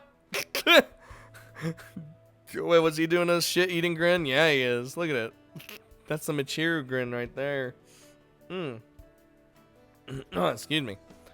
I couldn't find any runes with the effects that I was after, so I decided to start experimenting myself with something brand new. It isn't complete, of course, but what you see here is the foundation I've created. So what do you think? Did I steal this from somewhere else, or have I created something new? Oh, no, I concede. This is definitely your own work. This glyph is far too sloppy and impractical to have survived since time immemorial. Wait, what's that supposed to mean? I already said that it would. Hold on, look at his face. Look at this fucking face. This is the face of fucking champions over here, alright? You know what, let's just slide this over. Pop. Alright. I already said it was incomplete. Besides, it's better than anything you've come up with. Wait, I can read that better. Besides, it's better than anything you've come up with, Baka. Oh, it's Maya. You're actually awake. I'm gonna wake up at 12 so we can talk. God, I love you. Yeah, so much for that. Keep the chat right in the middle. Oh, so like just bam. Oh no, that'd be not a thing. Don't pout, child. You've done well. Even if you cannot create anything useful right now, this is still an accomplishment beyond compare. Take a few more years to hone your skills, then present your work to the world. That's my advice to you. The Chihuahua needed to go to the bathroom in the morning, so that screwed me up. Damn it, Maya. I'm gonna kill her. And then fuck the corpse! Whoa! No, I'm just... No necrophilia around here, alright? I slacken my expression and stare at the principal questioningly. So, you believe me? Why wouldn't I? The proof is right in front of me. And you don't think I just ripped off someone else's work? No! Did you? Of course not! Then no, I don't believe you ripped off someone else's work. I told you no, Scott. If you say this is your own work, then I choose to believe you. My shoulders heave as I breathe a sigh of relief. Looking back, I have always thought somewhere in the back of my mind that when I presented my research to other mages, people would automatically accept and be amazed by it. Without realizing it, I've been downplaying the reality of how potential discoveries are questioned and scrutinized. We gotta talk about this. We did. Hey, Maya first said she'd kill me and use me as a fucking, well, you know. I focused on the end game, not the process, and never even considered the possibility that I might be challenged like this. In that regard, this encounter has been quite the learning experience. So, what now? Should I just return to class for the rest of the lesson, or... good question. I believe that all students should attend class when they first begin studying here, regardless of potential, race, strength. But seeing as how you've already decided your own path, perhaps there's no such need. Whoa. What do you think, Sable? Would you like to continue attending class as you have been up until now? Or would an alternative arrangement suit you better? An alternative arrangement? What do you mean exactly? I mean that there is little point in attending a variety of classes if you already excel to such a degree in that one particular area, especially when that field is one in dire need of an upheaval and has seen no growth for centuries. Sable, I'm offering you an opportunity to come and go as you please. If you think a particular lesson will benefit your studies, then you may attend it, regardless of which class or grade is currently engaging in that lesson. Ah, there we go. That's how we'll be able to spend time with all the other ones. There we go. I was wondering how that was going to work. Conversely, if you find a lesson boring or unhelpful, you needn't sit through it. You will have the same freedoms afforded to you that third year and higher students already enjoy. Like a third year? Holy shit. What's my allowance? Do I get a pretty sweet allowance? My eyes widen as I start to think about the principal's proposal. Due to the dwindling number of people who remain at Amadronia for longer than 2 years and the fact that students begin to specialize after their second year, third-year students are treated rather differently. First and foremost, third-year students do not have set classes. They are given the freedom to study what they want when they want. They can ask teachers to give them special lessons or request specific materials required to further their studies, practically without limit. Errors, though. We'll see her around. Their only responsibility as a student is to continue their studies dutifully, and twice a year to present the results of their research to Amadronia's principal for grading. That does sound like an amazing opportunity. If I could continue my research here with expanded access to teachers, materials, and funding, I would surely make great strides forward. That being said, there's one part of me being part of being a third year that I don't particularly want to experience. I narrow my gaze and stare at the principal as an important question comes to mind. When you liken my position to that of a third year, does that include mandatory participation in the hunt? How sharp. I'm surprised you even know about that requirement. Is that a yes? Narm!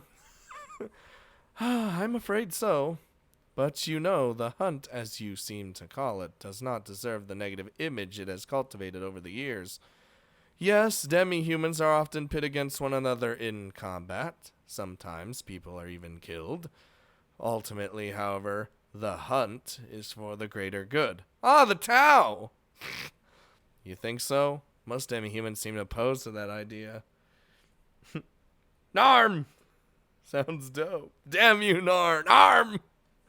Most demi-humans are laughably ignorant. This system allows demi-humans to police their own kind. It gives us the opportunity to enforce the law with understanding rather than prejudice. If we left demi-human matters entirely to the human military or police force, what do you think would happen? Sir, I'm not questioning whether it's a good thing or not. I just think that it should be done by someone else, that you don't want to get your hands dirty. Or maybe you think that students shouldn't be hunting potentially dangerous criminals. Sable, I have heard more rationalizations and excuses in my time here than you would believe. Every year there are many third-year students who try to shirk their duties. And of those students, only the ones who caved into my demands have remained at this academy. Oh. Oh boy. This is probably a huge turning point. If you want the same special treatment that third-year students receive, then you will also bear the responsibilities. Alright, well that seems like a good spot to save right there. God damn it. Hold on, don't tell me what I should pick. Unless I ask. Ninja Cat, what do you want to do? What do you want to do, Ninja Cat? Don't listen to anybody else. Fuck them. Don't listen to anybody. Just listen to yourself. Listen to your heart. And what do you want to do? What do you want to do? Don't listen to anybody. Don't even be influenced by anybody. Like I said, fuck them. Fucking bits, go Ninja Cat. I think either way, we could get some good story out of it. I think we need freedom to go to Dragon's class, and we can't do that as a first year. I fucking knew it. Is that your final answer? Is that the final answer? Heart of the cards? All right, well, we're gonna go kill some people. Yeah, America, take out our guns, kill them, bacon. Boom, we're accepting it. It's done. We're done. Did it. I scratched the back of my head as I let out an audible sigh. While the thought of hunting down demi-humans leaves me with a bad taste in my mouth, I can't deny the principal's words. I'm so dead. Yeah, let the hunt begin. Arm! No, we already told Narm we weren't really interested in it, so that America was so cringe. That's literally America, all right? We have guns, we got bacon, more guns, and we're going to invade all your country, steal your oil. Yeah!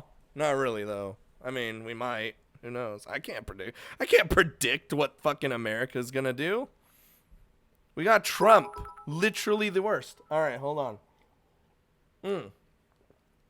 Excuse me. You seriously think he'd choose anything? She'd choose anything else? Ninja Cat's a girl. Thank you. Did you just assume her gender? Did you just assume her gender? No. Blood for the blood god. Anyway, the hunt itself isn't a bad thing. Students like Narm may participate for the wrong reason, but for most of those tasked with this responsibility, it's a duty akin to upholding the law. Narm! Trump ended the Korean War. Kappa, kappa, kappa. Oh, excuse me. Hold on. Let's just just as the principal explained, it is a necessary evil which exists in order to prevent prejudiced humans from slaughtering demi-humans unjustly. Fucking the one bit. Narm! If helping to maintain order again among demi-humans is the price I must pay for to continue studying beside them, then so be it. Ooh, the fucking Taofu. God, no, the best. Thank you, oh thank no. you. I love you all. You are totally awesome. Oh my Arr, hold on. Arrows the Phantom. Subbed with the Twitch Prime. Twitch Prime sub. Thank you. Thank you for the Twitch Prime sub. The truest hero. We have a lot of truest heroes, don't we? America! Alright, I'll do it. I'll accept your proposal. Wonderful. I had hoped you would see things my way, though you could sound a little more excited about being granted such a rare opportunity. Sorry, I do appreciate what you're doing for me, but even so, you don't need to say it. I understand. As a hunter, a human hunter, no less, you will no doubt be ostracized by the majority of your peers. Oh my god. Fucking just these random bits. Some will understand. Thank you. But it would be no exaggeration to say that many of the people whom you consider to be your friends will no longer want anything to do with you. Oh. Wait, hold on. Let's analyze this. Would be no exaggeration to say that many of the people whom you consider to be your friends will no longer want anything to do with you. Oh, jeez. Oh, no. Oh, boy. All right. Well, did someone say random bits? I mean... Oh, God. What is happening? Oh, no. Don't try to fight Magnus. Don't. No. Please. God damn it. The bits. That is one of the reasons why I chose to make you this offer without delay. If it's now, before you forged any strong bonds, falling out of touch with your peers will prove much easier on you. Hadn't actually thought about that. Oh, shit. Look at the routes now. Hold on, I will. I hadn't actually thought about that. Fucking bits! Alright, let's look at the routes. Oh. Okay, so we... Okay. Okay, so that was one of the major decisions. Oh, so we could have... So the game would have been shorter if we went over here. But who would this been? So we're here now, and we could go whoop, whoop, whoop, whoop, whoop. Or whoop, whoop. Oh, do we just... Oh, no. There's a connection here. So you go whoop, whoop, whoop. Or whoop, whoop, whoop, whoop, whoop. Or whoop, whoop, whoop, whoop, whoop, whoop, whoop, whoop. All right. I got you. Mortal Kombat. My main concern was what would be expected of me, not how other students would react to my decision. Happy to meet you. Oh, thanks for following. Wait, you subbed before you followed. What does that mean? It'll be a shame to distance myself from the students with whom I've become acquainted. But what really worries me is the thought of going out and pursuing criminals. My studies and my personal safety are far more important than my relationship with others. Jesus Christ. Wait, why are you just one-bitting over and over? Whoop, whoop, whoop, whoop, whoop, whoop. Hooray for Zoidberg!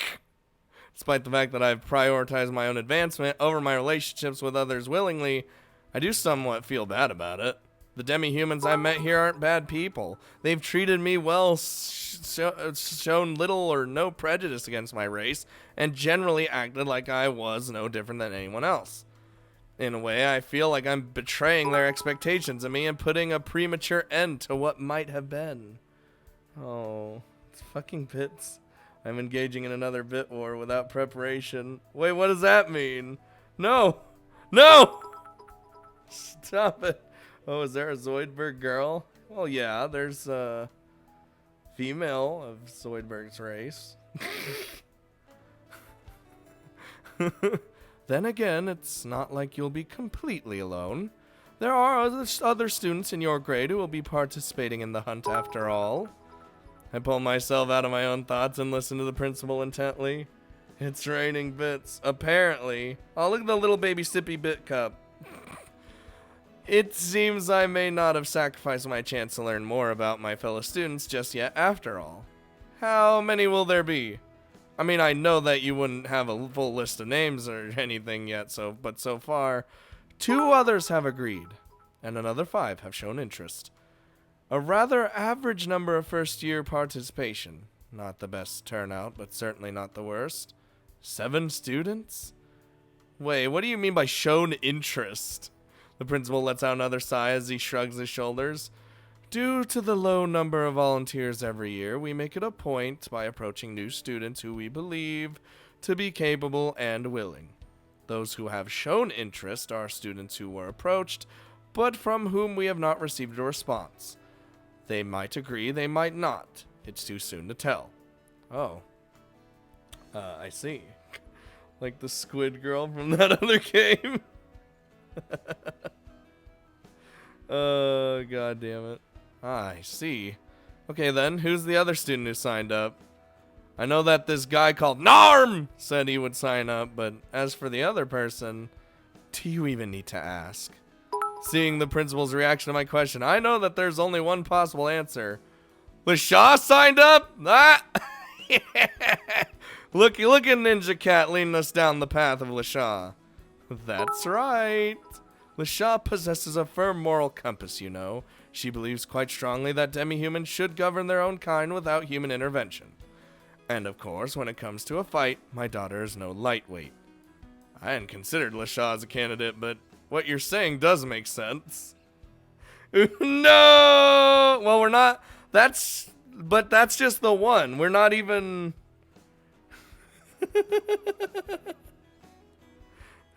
We're not even... don't let the bit war begin. Just stop it. Just let it stop. Anyway. Then the other 5? See for yourself. Uh-oh. The principal summons his own terminal and flips straight to the list of participants in the hunt. Along with Narm, LaShaw, and myself, there are 5 names listed as potential participants from among the first-year students. None of these are familiar to me. I might have met 1 or 2 of them, but beyond that... No, wait, there's a second, there's one I recognize! I tear my gaze away from the terminal and look at the principal. Draken is joining too! Woo! There it is! There it is. Can't finish... What? Gotta go. I can finish this episode, man. Because this is the last series. Hold on. Gotta read that. Caught up on since last week when I saw it on Twitch. Oh, well. We'll see you later then. God damn it, dude. Yes, quite possibly. We're only 3 days into the new term, and that girl has already been sent to my office numerous times. So I thought that some extracurricular activities might help to settle her down. She said she'd think about it, but honestly, I'm not so sure that's a good idea. Really?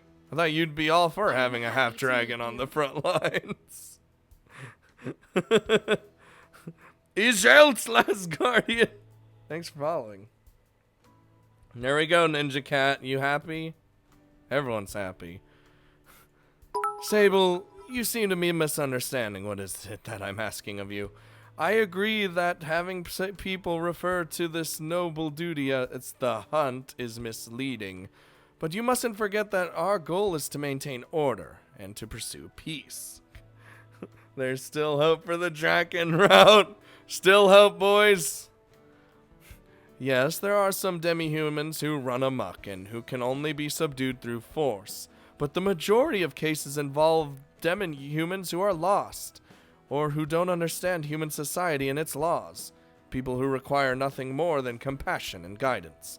As such, we need students who exercise tact, discretion, and understanding. Brute force is our last resort, and by no means our creed. Oh, Draken is none of those except the brute force. But I gotta go to work. See you later, Joseph Ferry. Have a good day. Thank God the bit stopped. The principal gets a bit fired up as he corrects my misunderstanding. God damn it. It seems that I'm not the first person who heard the unfortunate name of The Hunt and bought into the doubt and fear surrounding the campaign. Honestly, I'm ashamed to have believed what I heard without seeking further information from a reputable source. For a wannabe researcher, that's about the most basic mistake you can make. At any rate, I'll be glad to have you aboard. With you and my daughter both participating, I am certain that I'll have nothing to worry about. Yeah, Thanks, I'll do my best. Give Dragon a sword and she could be the next Gramperia. And that'd be crazy. Are we going for Draken? Yup. Cause Ninja Cat. I'm sure you will. That being said, it'll still be a few weeks until your first assignment. Keep your new responsibility in mind, but do not allow it to consume you. You are a student above all else. Yeah, I got you. I understand. Oh, and on that note, no, you don't need to return to class. You may take advantage of your new privileges at your leisure. Ah, that's good to know, but it's not what I wanted to ask. I was just wondering about my grade. Your grade? Yeah, if I'm not taking classes with like everyone else in my grade, does that mean I'm no longer competing with them? I mean, will I still be ranked as a first year? Will I go up a grade at the end of the year? Like, how does all this work exactly? And what about my marks in each subject? How will that work? Do I even have subjects anymore? Space Marines? Thanks for following. Phantom's second account. Sorry, just needed to follow on this account before I finish my 4 hours left. Alright, we'll see you later. Time to go to the girls' locker room. Sable, you're overthinking this. Stop thinking of yourself as a student and start to think more like... Ah, yes, think of yourself as a contracted researcher. A what now? A magic researcher on my payroll. You have no grade or rank or class, nor will you take tests or be expected to take part in student activities. Your job is to further your research and to occasionally assist demi-humans in need. As long as you continue to do those two things, I will renew your contract. Huh. This is all pretty, other than the killing, this is a pretty sweet deal, right? Oh, excuse me. I unconsciously tilt my head to the side as I try to wrap my mind around Ein's proposal. So I'm not a student here. If thinking of yourself as an employee of Amadronia rather than one of its students helps you make this distinction clearer, then you're welcome to do so. Will I still receive an allowance even though I won't have a rank? You will be compensated for your time and effort, yes. Huh. I begin to think about what kind of possibilities may have just opened up to me. No. Alright. Why do we have to participate in the hunt then? If we're not even third graders. No, we are third graders. He's saying think of it like this rather than, you know. This is a weird deal. Anomalous. You messed up anomalous twice, Neko and Mickey-chan. You put a Z. Ooh. I don't know how the space marine appeared, but does it have something to do with what? Look at the bottom. I got a Q&A. That's the top question. Top question, because I keep getting asked that question. Someone link it in. Then if I wanted to go to the city for the day or just hang around the academy library, you are welcome to spend your days as you please on and off campus. So if I, Sable, stop. You may have great freedom now afforded to you, but that doesn't mean you should seek to actively abuse it. If you want to go somewhere or do something for the sake of furthering your studies, then you have my blessing. Did I win the bit war? You're second. No one's gonna beat Magnus. Sable's not being treated like a third year. That's like the entire point of the past few lines of dialogue. I was just saying he's still a third year, but like, cause this is how third years work. They don't have classes. They just kind of do whatever the fuck they want in this universe for the third years. So he is a third year, just he's saying if you want to consider it like this, you can consider it like this, cause that's basically what it is, but you're still a third year student. So yeah, that's just the way I'm seeing it. No one's beating who now? Well, I don't know. Wait, what? Do you think you could have won? Also, stop the one bit. I thought you were leaving! Fucking Jesus Christ. Not the bits. They're everywhere. Dude, this cup, man. It's fucking weird. My phone was being stupid. Oh. But if your goal is something different, then please ask yourself whether it is truly a good use of your time. I will not be looking over your shoulder. Not too closely, at least. And you needn't ask for my permission. Do whatever you feel is best for your education. Alright. Hey, no longer a student. Hey, oh, well, I guess we aren't. No.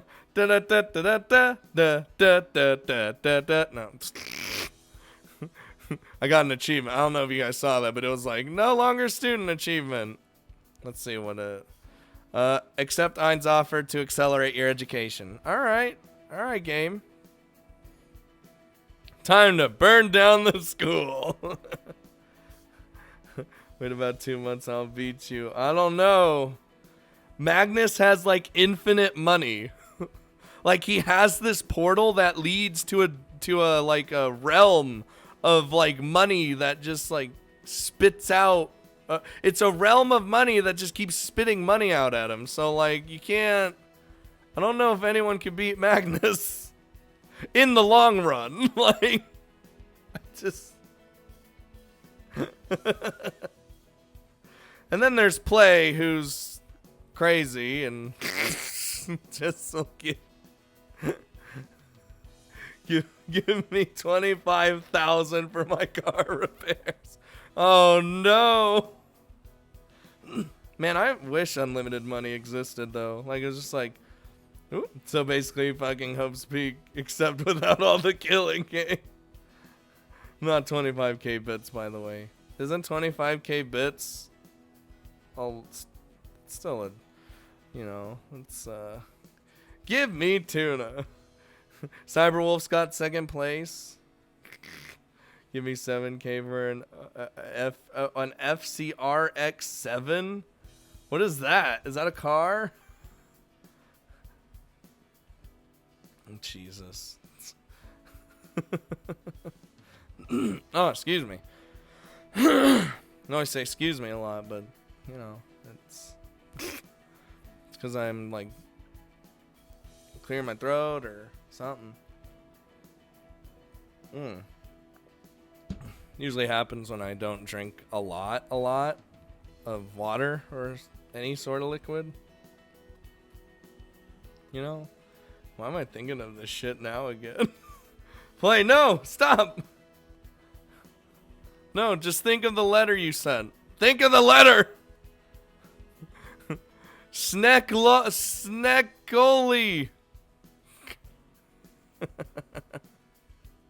Chris actually saw the box, like, because he saw the box, the outside, but he never opened it, so he came upstairs and opened it, and he was like, oh my god. It's great. But dude, my car. Drink water, I'm working on it. Rather than return to the class straight away, I bide my time in the hallway outside the principal's office, pacing back and forth as I come to terms with everything that just happened. When I was speaking to the principal, I just kind of went with the flow without really considering what I was agreeing to. Looking back on it now, I just agreed to something pretty amazing, didn't I?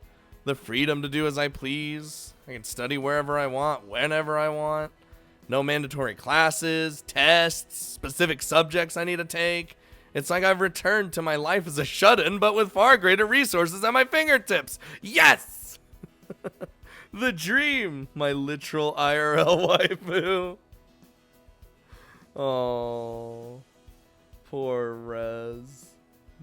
Wait, Rez? Why did I say Rez? Oh, I know why I said Rez. Poor Play. I said Rez because usually when it's car talk, it's always Rez.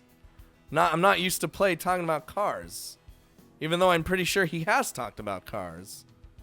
So what the fuck's happening? Blizzard. Okay, I'm Rez now. Alright, you need the Rez emote and you just need to spam it. That's... Cars are fucking life, okay? Plays about as great. Maybe I just haven't heard him talk about the cars, though, is what I'm saying. Monka. Ooh, the emote is mega nasty. Anyway, despite understanding how great of an opportunity I'd been given, my facial expression doesn't match the wonder expressed through my thoughts. As grateful and excited as I am, I'm also disappointed. Without thinking about it, I've just given up my chance at having a normal life at this academy. So, I've not only defied the curriculum and been given a role which no student should have, but above all, I've willingly taken on responsibilities which will see me ostracized by my peers. Oh, no motorcycles are live. Mechanist loves his motorcycles. My dad has like this custom motorcycle that he made over the years, and it's beefy. It's like bulky. I don't know anything about cars or vehicles in general, but, you know, it's pretty nice looking. Namely, I become a hunter. Yes! Narm! Sable! It doesn't work, because you can't do that. You gotta do Narm! Ooh. Ooh. Even if I'm satisfied with the principal's explanation, it would be foolish to accept everyone else to feel the same way. With so much fear, uncertainty, and doubt being spread, there's no way that the other students in my grade will think fondly of me when they learn of what I've just agreed to. Oh, so you just want to go out and kill people? Well, maybe. I can still attend classes if I wish to do so, but I can no longer call myself a student at this academy. Before melancholy can get the best of me, I see a familiar pair of feet enter my field of vision. I raise my head, and surely enough, standing among me is one of my the few students whom I can call my friend. Hey, Sable, what you doing here? Did you set your desk on fire too? I do that a lot. We finally seen her. We seen her. Voice someone with. Wait, hold on. Doll's voice. I don't even know what the fuck Doll's voice from Bloodborne is. I mean, I know what Bloodborne is, but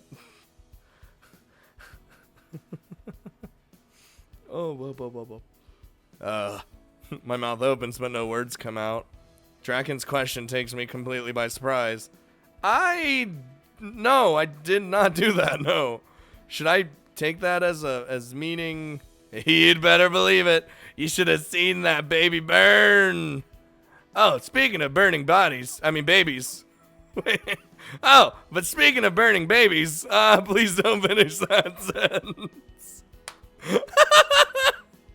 From what I hear, you're in enough trouble as it is. Speaking of burning babies. Trouble, you say? Don't be silly. I have nothing to feel trouble about. Draken grins happily as my warning goes straight over her head.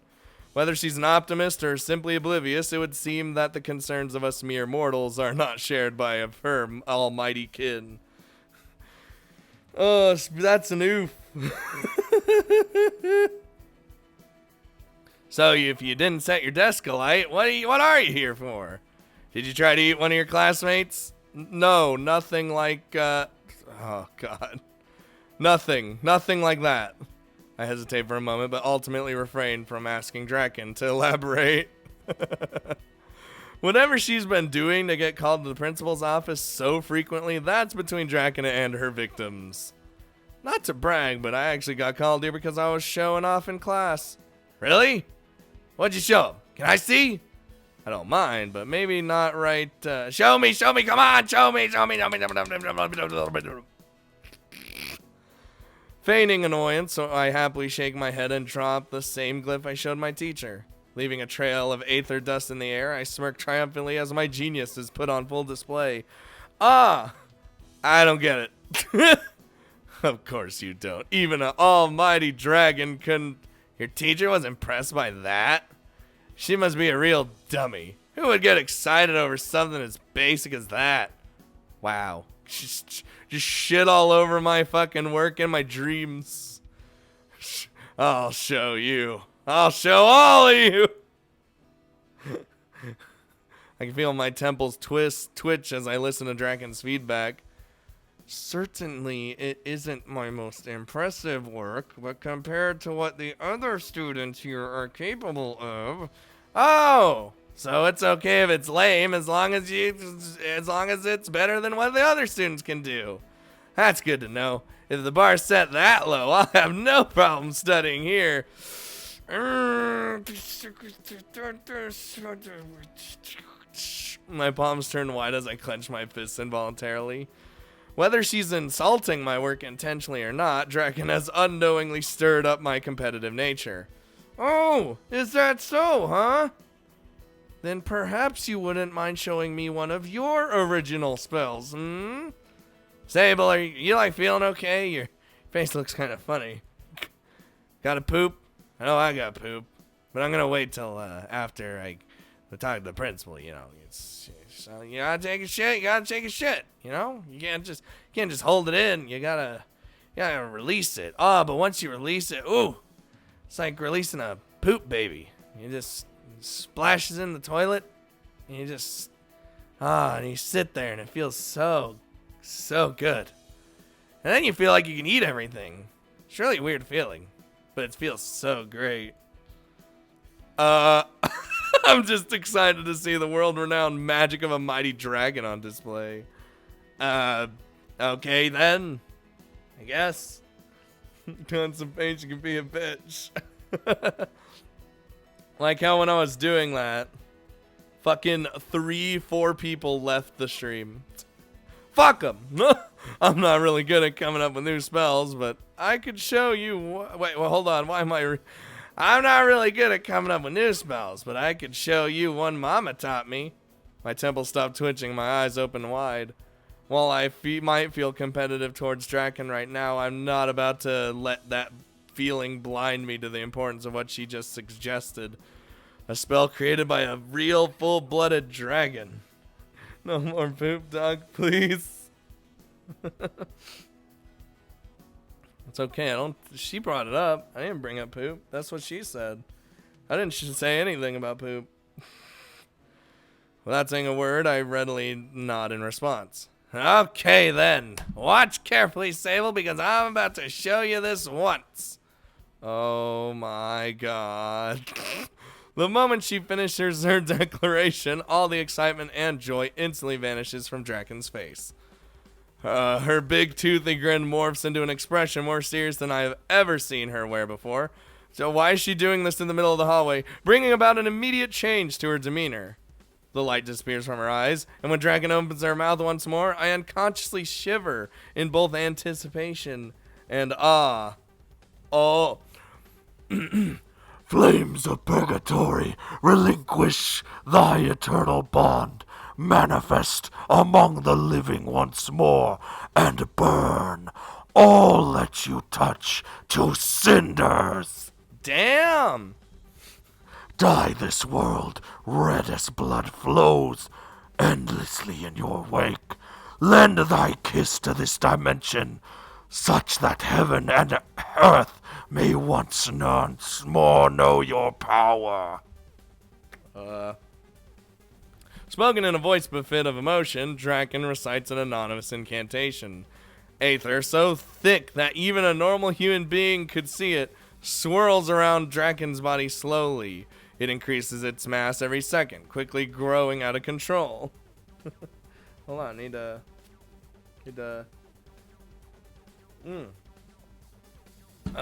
Satan? Poor Neko Mickey-chan doesn't find Draken attractive. It's okay. It's okay. Everyone's got their got preferences, you know. You know, you can unrefined yet frighteningly powerful brain, inelegant yet awe-inspiring. Draken commands Aether so dense that no mage alive should be able to handle it. What's more, she does so with ease, directing the Aether without any difficulty whatsoever. So this is the true power of a dragon, huh? Can we talk about how wrong her legs must look? How wrong her legs must look like under that skirt? Frozen solid, I can only watch as dark flames dance around Draken's body. ignoring every obstacle they come across. The flames melt the walls around us in a heartbeat, incinerating the Academy's bedrock and leaving nothing in their wake. Flames, we're doing this outside the principal's office, by the way. Flames of unbridled power, which somehow do not emanate any heat whatsoever. This is magic I can never hope to wield. Not in a million years. Whoa, whoa, whoa, whoa, whoa, what are you thinking? Oh, come on, you've got to be kidding me. I am happy to meet you. Oh, God damn it, dude.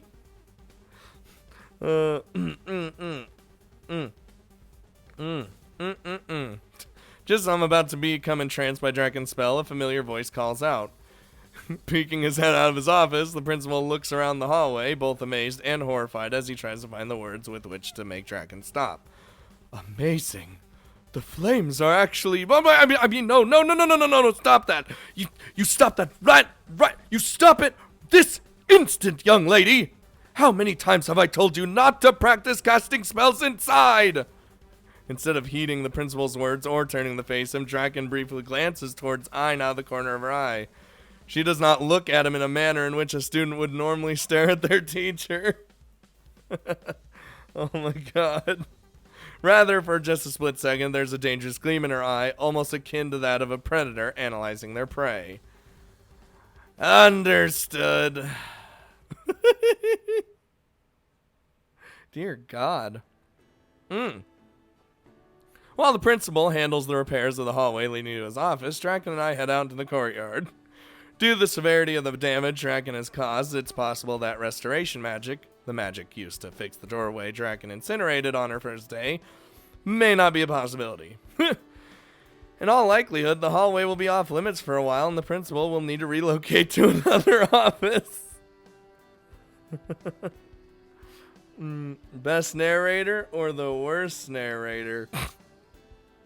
Alright guys, what do you think the thumbnail should be? Should it be Eris's unimpressed face? Or should it be Draken?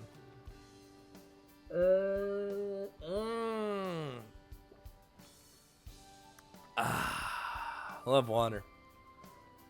Love me some water. What encapsulizes this entire stream? Eris or Draken? Both. The tree. We'll do this. This is gonna be our thumbnail. Just the tree. Just the tree. Both of them. Jeez, you should be. It should be Draken and the bewildered elf. That one's actually pretty good. That one's actually pretty good. All right. Everyone vote for tree? Alright, we're good for the tree. Eris's unimpressed face looking at Draken in the palm of her hand. Oh, that would take some super... boy, the principal sure was angry. I've never seen him like that before. Really? He usually gets far more worked up than that. Usually? Just how many times have you been sent to his office this past 3 days? About 8 times. No, I guess this makes 9 actually. That's not really something you should be proud of. Just now in particular, you went way overboard. But you were the one who told me to do it. I asked you to show me a new spell, not set the academy on fire. I don't know the difference. I don't see your point. Of course she doesn't. Of course she doesn't. Sighing deeply, I decided to try another approach. Draken, this isn't the first time you've been sent to the principal's office for destroying academy property, is it? Don't you think you should stop? Surely you knew you'd get in trouble for what you just did. Well, yeah, but it's not like I'm trying to cause trouble for people. I just can't help myself. Destruction is second nature to us dragons. Whether it's setting elven villages on fire or tearing down stone castles with one's claws. That's very informative. But if you keep that up, you'll be expelled in no time. Aren't you worried that I don't know, the principal will kick you out? Hadn't really thought about that. Maybe I should make him happy by doing that thing he said. That thing? The hunting thing. Oh, shit, I forgot about that. The principal said he suggested it to you, but you hadn't decided yet. Yeah, hadn't really thought about it since he brought it up. What was it again? Something about eating humans? Oh, of course not. Why would he suggest something like that? I'm kidding. Naruto overcame all her dragon instincts for Kobayashi. Seriously, though. What was that hunting thing about again? Draken wasn't joking at all, huh? Now was she? Now, wary of Draken's increasingly evident destructive impulses, I relay to Draken my understanding of Ai's explanation. The March for Public Order, better known as the Hunt, is a campaign in which some magic users, who are familiar with both human and demi-human society, partake. Most of the participants are demi-humans, and their primary goal is to aid other demi-humans who are in trouble, or to reprimand demi-humans who are running amok. In short, they're like the police of demi-humans. Police, huh? That sounds familiar. Human equals must be lightly toasted. I need a. They're like knights, right? Yeah, kinda. So I'd go around fighting bad guys, saving princesses, and conquering other kingdoms? I doubt that. Draken, do you have any knowledge of human society aside from what you've learned from your mom? Nope, not at all. Don't sound so proud of yourself when you say that. I suppress my urge to scold Draken and instead take a moment to listen over what we've been discussing. Draken is absurdly powerful, I'll give her that. But her lack of common sense and her appetite for destruction are all very worrying. If she were to join Lasha, Narm, and I, when we start hunting, would spending time away from the academy be a good learning experience for her? Would it become an opportunity for Draken to channel her destructive impulses and to use her tremendous power for the greater good? Or would thrusting Draken into the middle of a human city have the opposite effect? What if allowing Draken to participate led to a greater number of innocent bystanders being inconvenienced, if not harmed by her actions? Oh, Jesus Christ! Hold on! I don't think that Draken would do anything like that intentionally, but even so, can we really risk exposing her to that many people so suddenly? Invite Draken to join the hunt, recommend that Draken doesn't join the hunt, or leave it up to Draken to decide. Oof. Hold on. We're gonna just pop this baby in here. What do you think? What do you think, Ninja Cat, huh? What do you think? Ninja Cat, Ninja Cat, Ninja Cat. Help? What do you mean help? Wait, recommend the dragon. There's no help. Damn it, Ninja Cat. Invite, I say let her decide. Yeah, oh, no. Here's a penny for luck. Shamrock penny. Well, guess we're inviting. Boom! Ninja Cat. Wait, did it change anything? I wonder if it changed anything. No, okay. There's 2 things there. Alright. Otherwise, she'll never learn. Do all 3. You know, Draken, if you want to learn about human society, perhaps you should accept the principal's offer after all.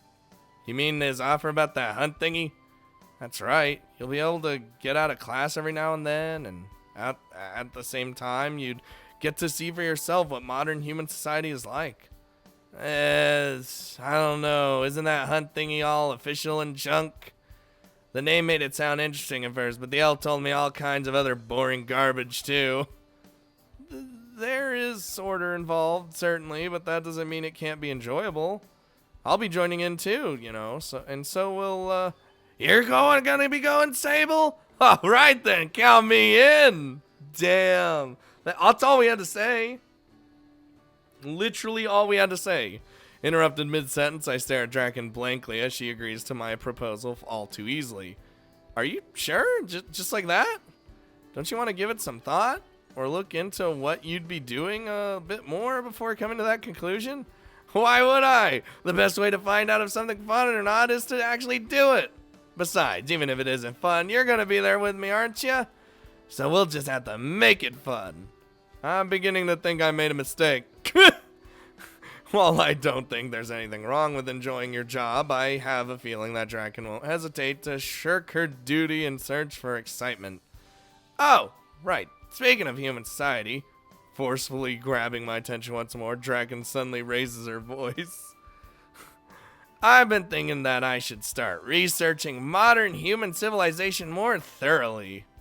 I don't have any concrete plans just yet, but when I do, is it okay to ask for your help? Oh, she's blushing. Look at that blushing face. My help with researching human society? I'm probably not the best person to ask, given that I was a shut-in not too long ago, so... But sure, if I can be of assistance, I'll do my best. Oh, did you see her go happy, too? Thanks, buddy. I knew I could count on you.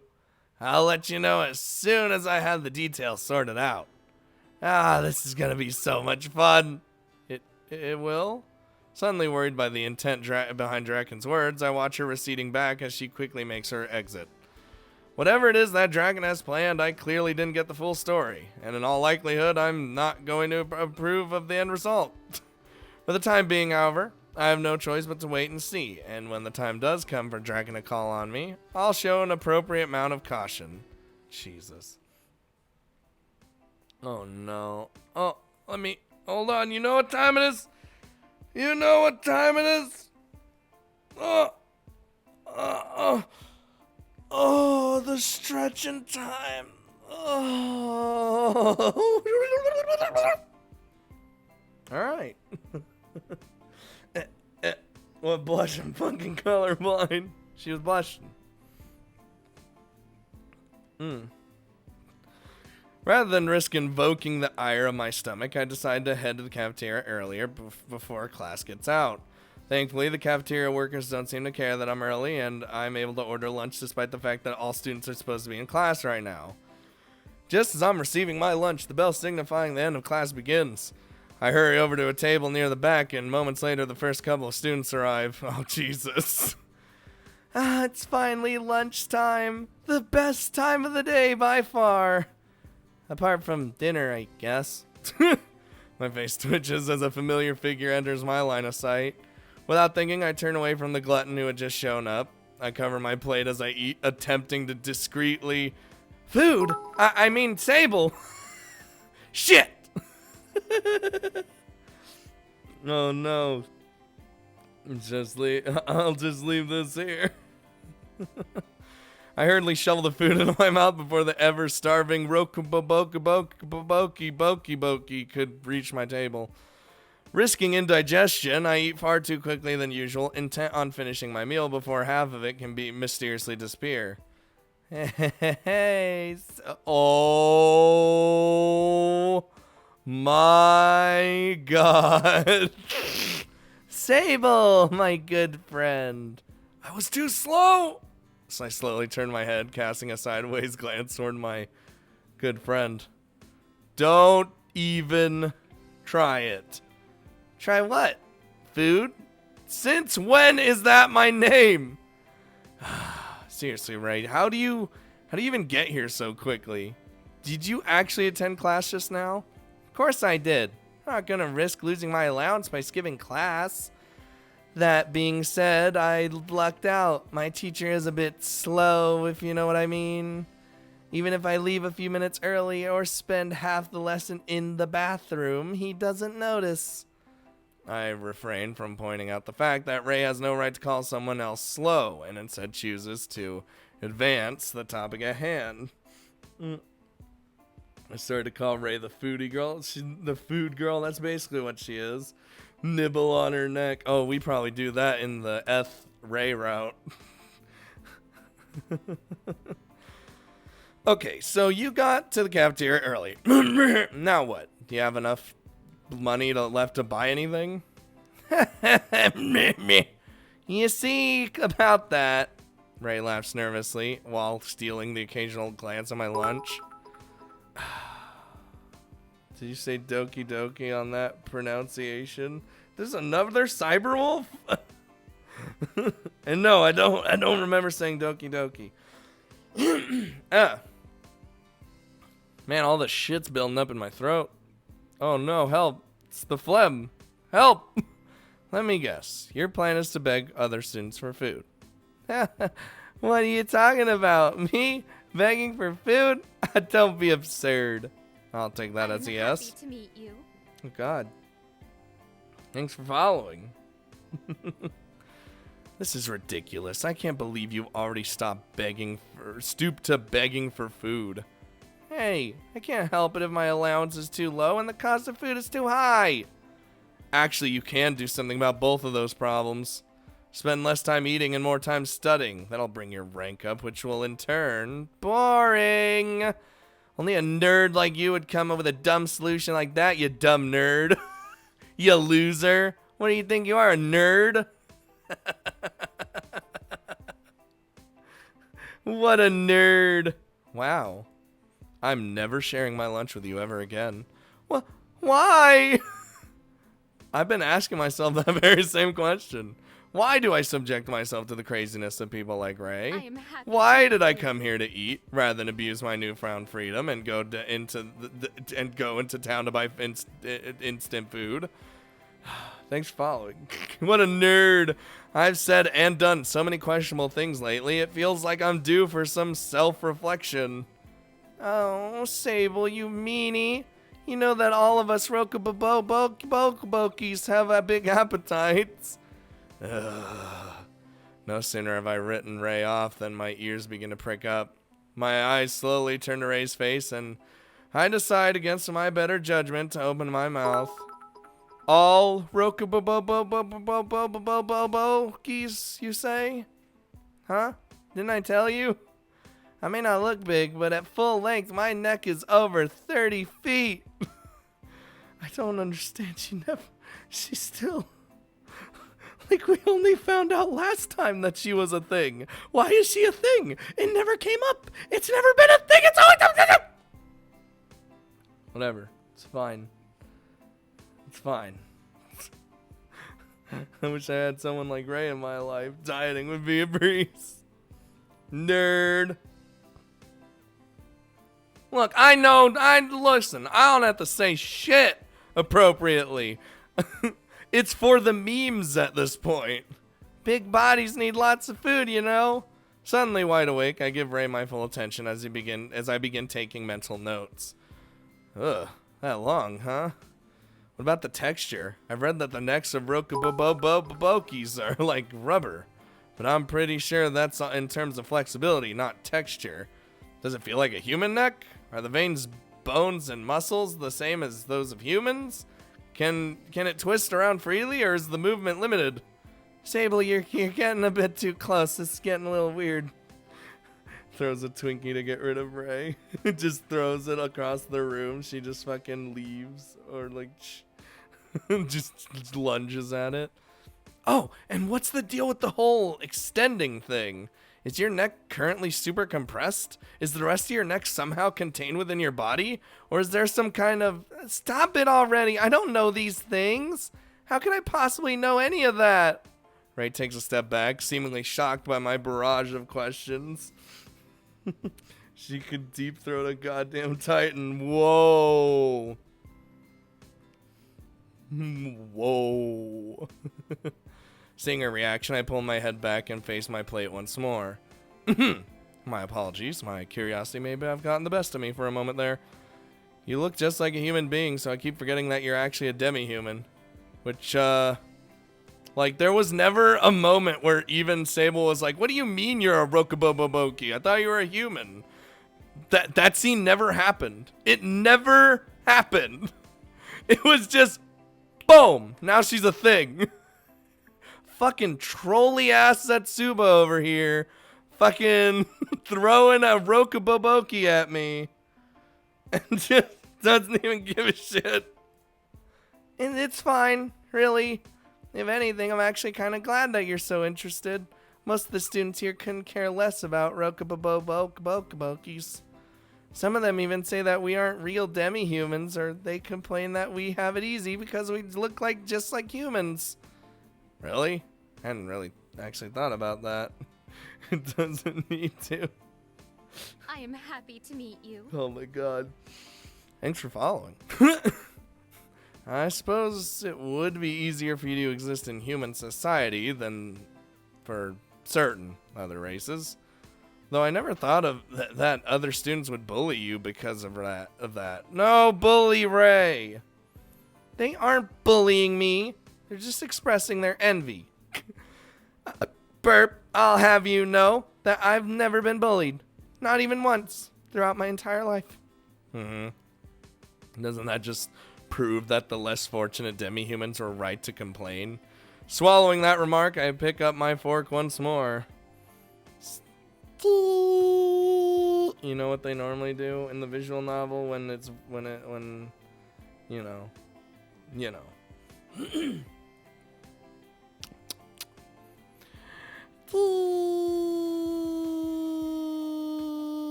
For the love of Ray, do you say no more?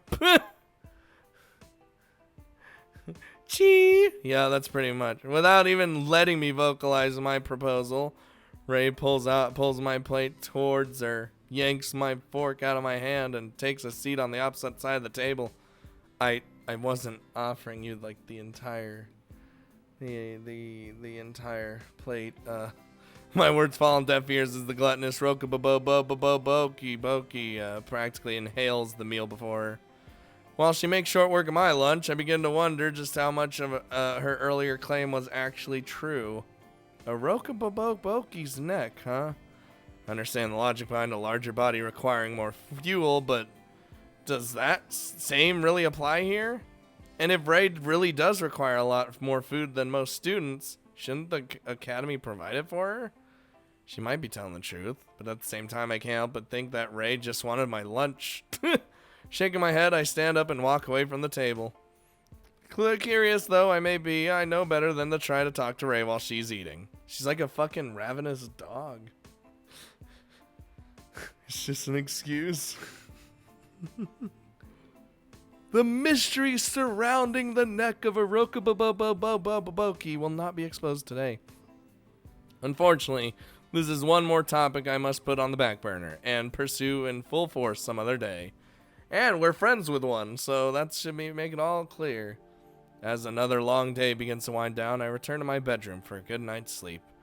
By the time I arrive, Tix is already sleeping soundly and the lights are all off. If I wanted to stay up studying or practicing magic, it won't be in here. Guess I'll just go to sleep after all. It's a bit too early for me, but that just means I'll wake up early tomorrow, and it's not like a more normal sleep cycle would kill me. Rationalizing my way out of any extra activity today, I sit down on my bed. I slowly lower my torso until my head is resting on the pillow, at which point I close my eyes and heave a lengthy sigh. 3 days, huh? 3 whole days. I want a pizza. I'm gonna order one. Pizza's pretty good. How big is her neck? I think it was like, she said it was like 30 feet. Or it's 30 feet. I've only been attending Amadronia for 3 days, and yet my life has already changed quite substantially. As of today, I'm no longer a student, in the conventional sense of the word. I even agreed to join the hunt, and I've made some rather interesting and powerful acquaintances. On the other hand, I've also come to the painful realization that I'm utterly powerless when compared to some of my peers. I may be studious and quite exceptional at what I do, but outside of my own little world, I ain't nothing special. Oh god, the darkness filling my vision is soon replaced by my memory of a particular event from earlier today. The moment when Draken scoffed at my feeble attempt to create a new spell and happily showed me what it means to wield true magic. I know it isn't fair to compare myself to a dragon, but that doesn't mean I can grow complacent and just shrug this off. If I'm going to stand out from the crowd, I need to do better. If I'm going to find, I'll find a way to create spells so amazing that even Draken will have no choice but to acknowledge them. This is still just the beginning. What I do with my time from now on as a student with unthinkable freedom will be what defines me in the eyes of my peers. I can't afford to mess this up. Jesus. Awesome. Wow. And so ends another day. And so ends another stream. That's a good spot to end.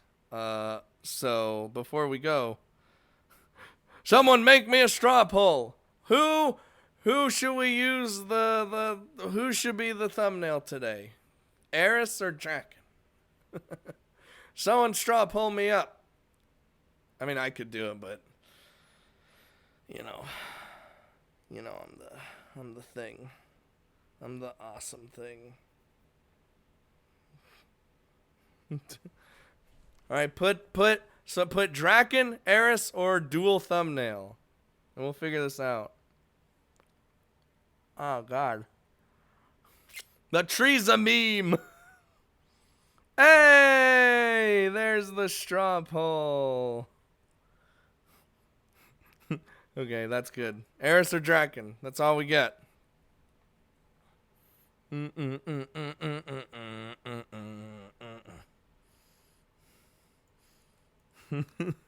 Nah, it's fine. Just vote now or forever hold your peace.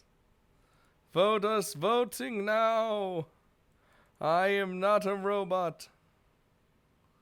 Oh my God, hold on.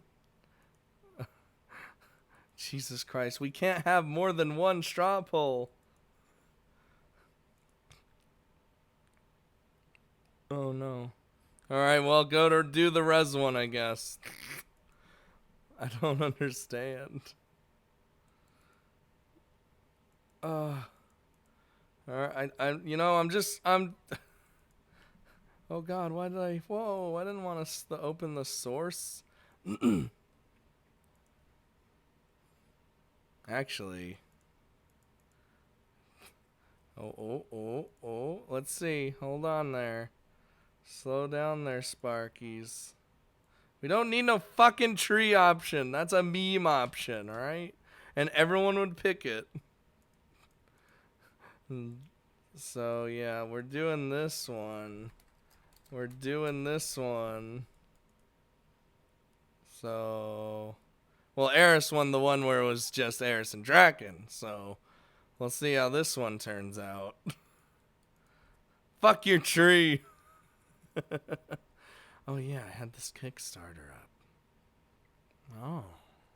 Oh. Pop Diva. Love Diva.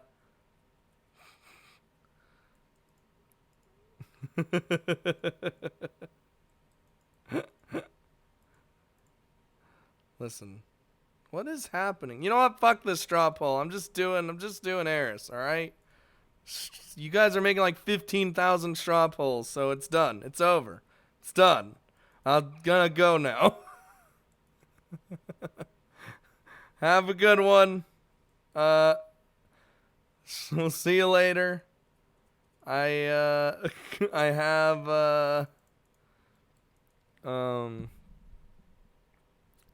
got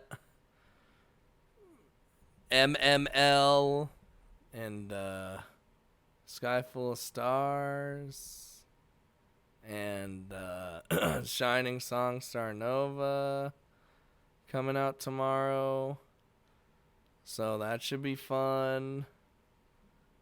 I'm gonna try to stream on Sunday, though I should probably... Well, no, wait. I guess I can do all my recording tomorrow. We'll see. We'll see about a Sunday stream. And if I do stream on Sunday, it'll be EA Quintet. Oh, Jesus. Chaos, that is true democracy. What else do I got? I think that's it. Thanks to everyone. Uber's Quintet. Thanks to everyone who followed and subbed, did random bits, did random donations, and all that stuff. I don't know when I'm going to play No Man's Sky again. It might be tonight. We'll see. I might be. My problem with it is, like I said, I have to take forever to just load in, so it's kind of like kills me just having to sit there waiting. But you know, I might do it tonight. And I'll, I can't stream No Man's Sky. My computer's not that good. My computer is poop. It's like 5-6 years old, and I ain't getting one new anytime soon, so we'll just have to wait on that one. Oh, just imagine the things I could stream. Imagine the things I could stream if I got a new... Whatever, we won't talk about it. It'll make me sad. So I'm not streaming Heroes. Goddamn Shamrock bits and normal bits. I will see you guys. If you had Luda's potato, Jesus. If I did, I could, but I don't. So yeah. If we did try to donate for the computer, I'd have to balance out living and getting the new one. So, you know, what? Stop! I don't want to talk about it. It's never happening. I'll see you guys maybe Sunday, but I'll still be releasing videos. Someone link the Discord. Link the Discord. You gotta do that at the end of every stream. You gotta link the Discord. If you link the Discord, I have no commands. I have no commands because I have no bots. I mean, I'm already paying so much for the car. I might as well play. I would actually kill you. Wait, that's what you want. You want doom. You want death and destruction. Back to the Discord I go. Everyone join that if you're not already there. Most of you are probably already there. Yes, kill me. Well, that is a surefire way to get me to actually kill you. So, there you go. I'll see you guys later. Have a good one. Enjoy the rest of your day. And whatever you want to do. So, see you later.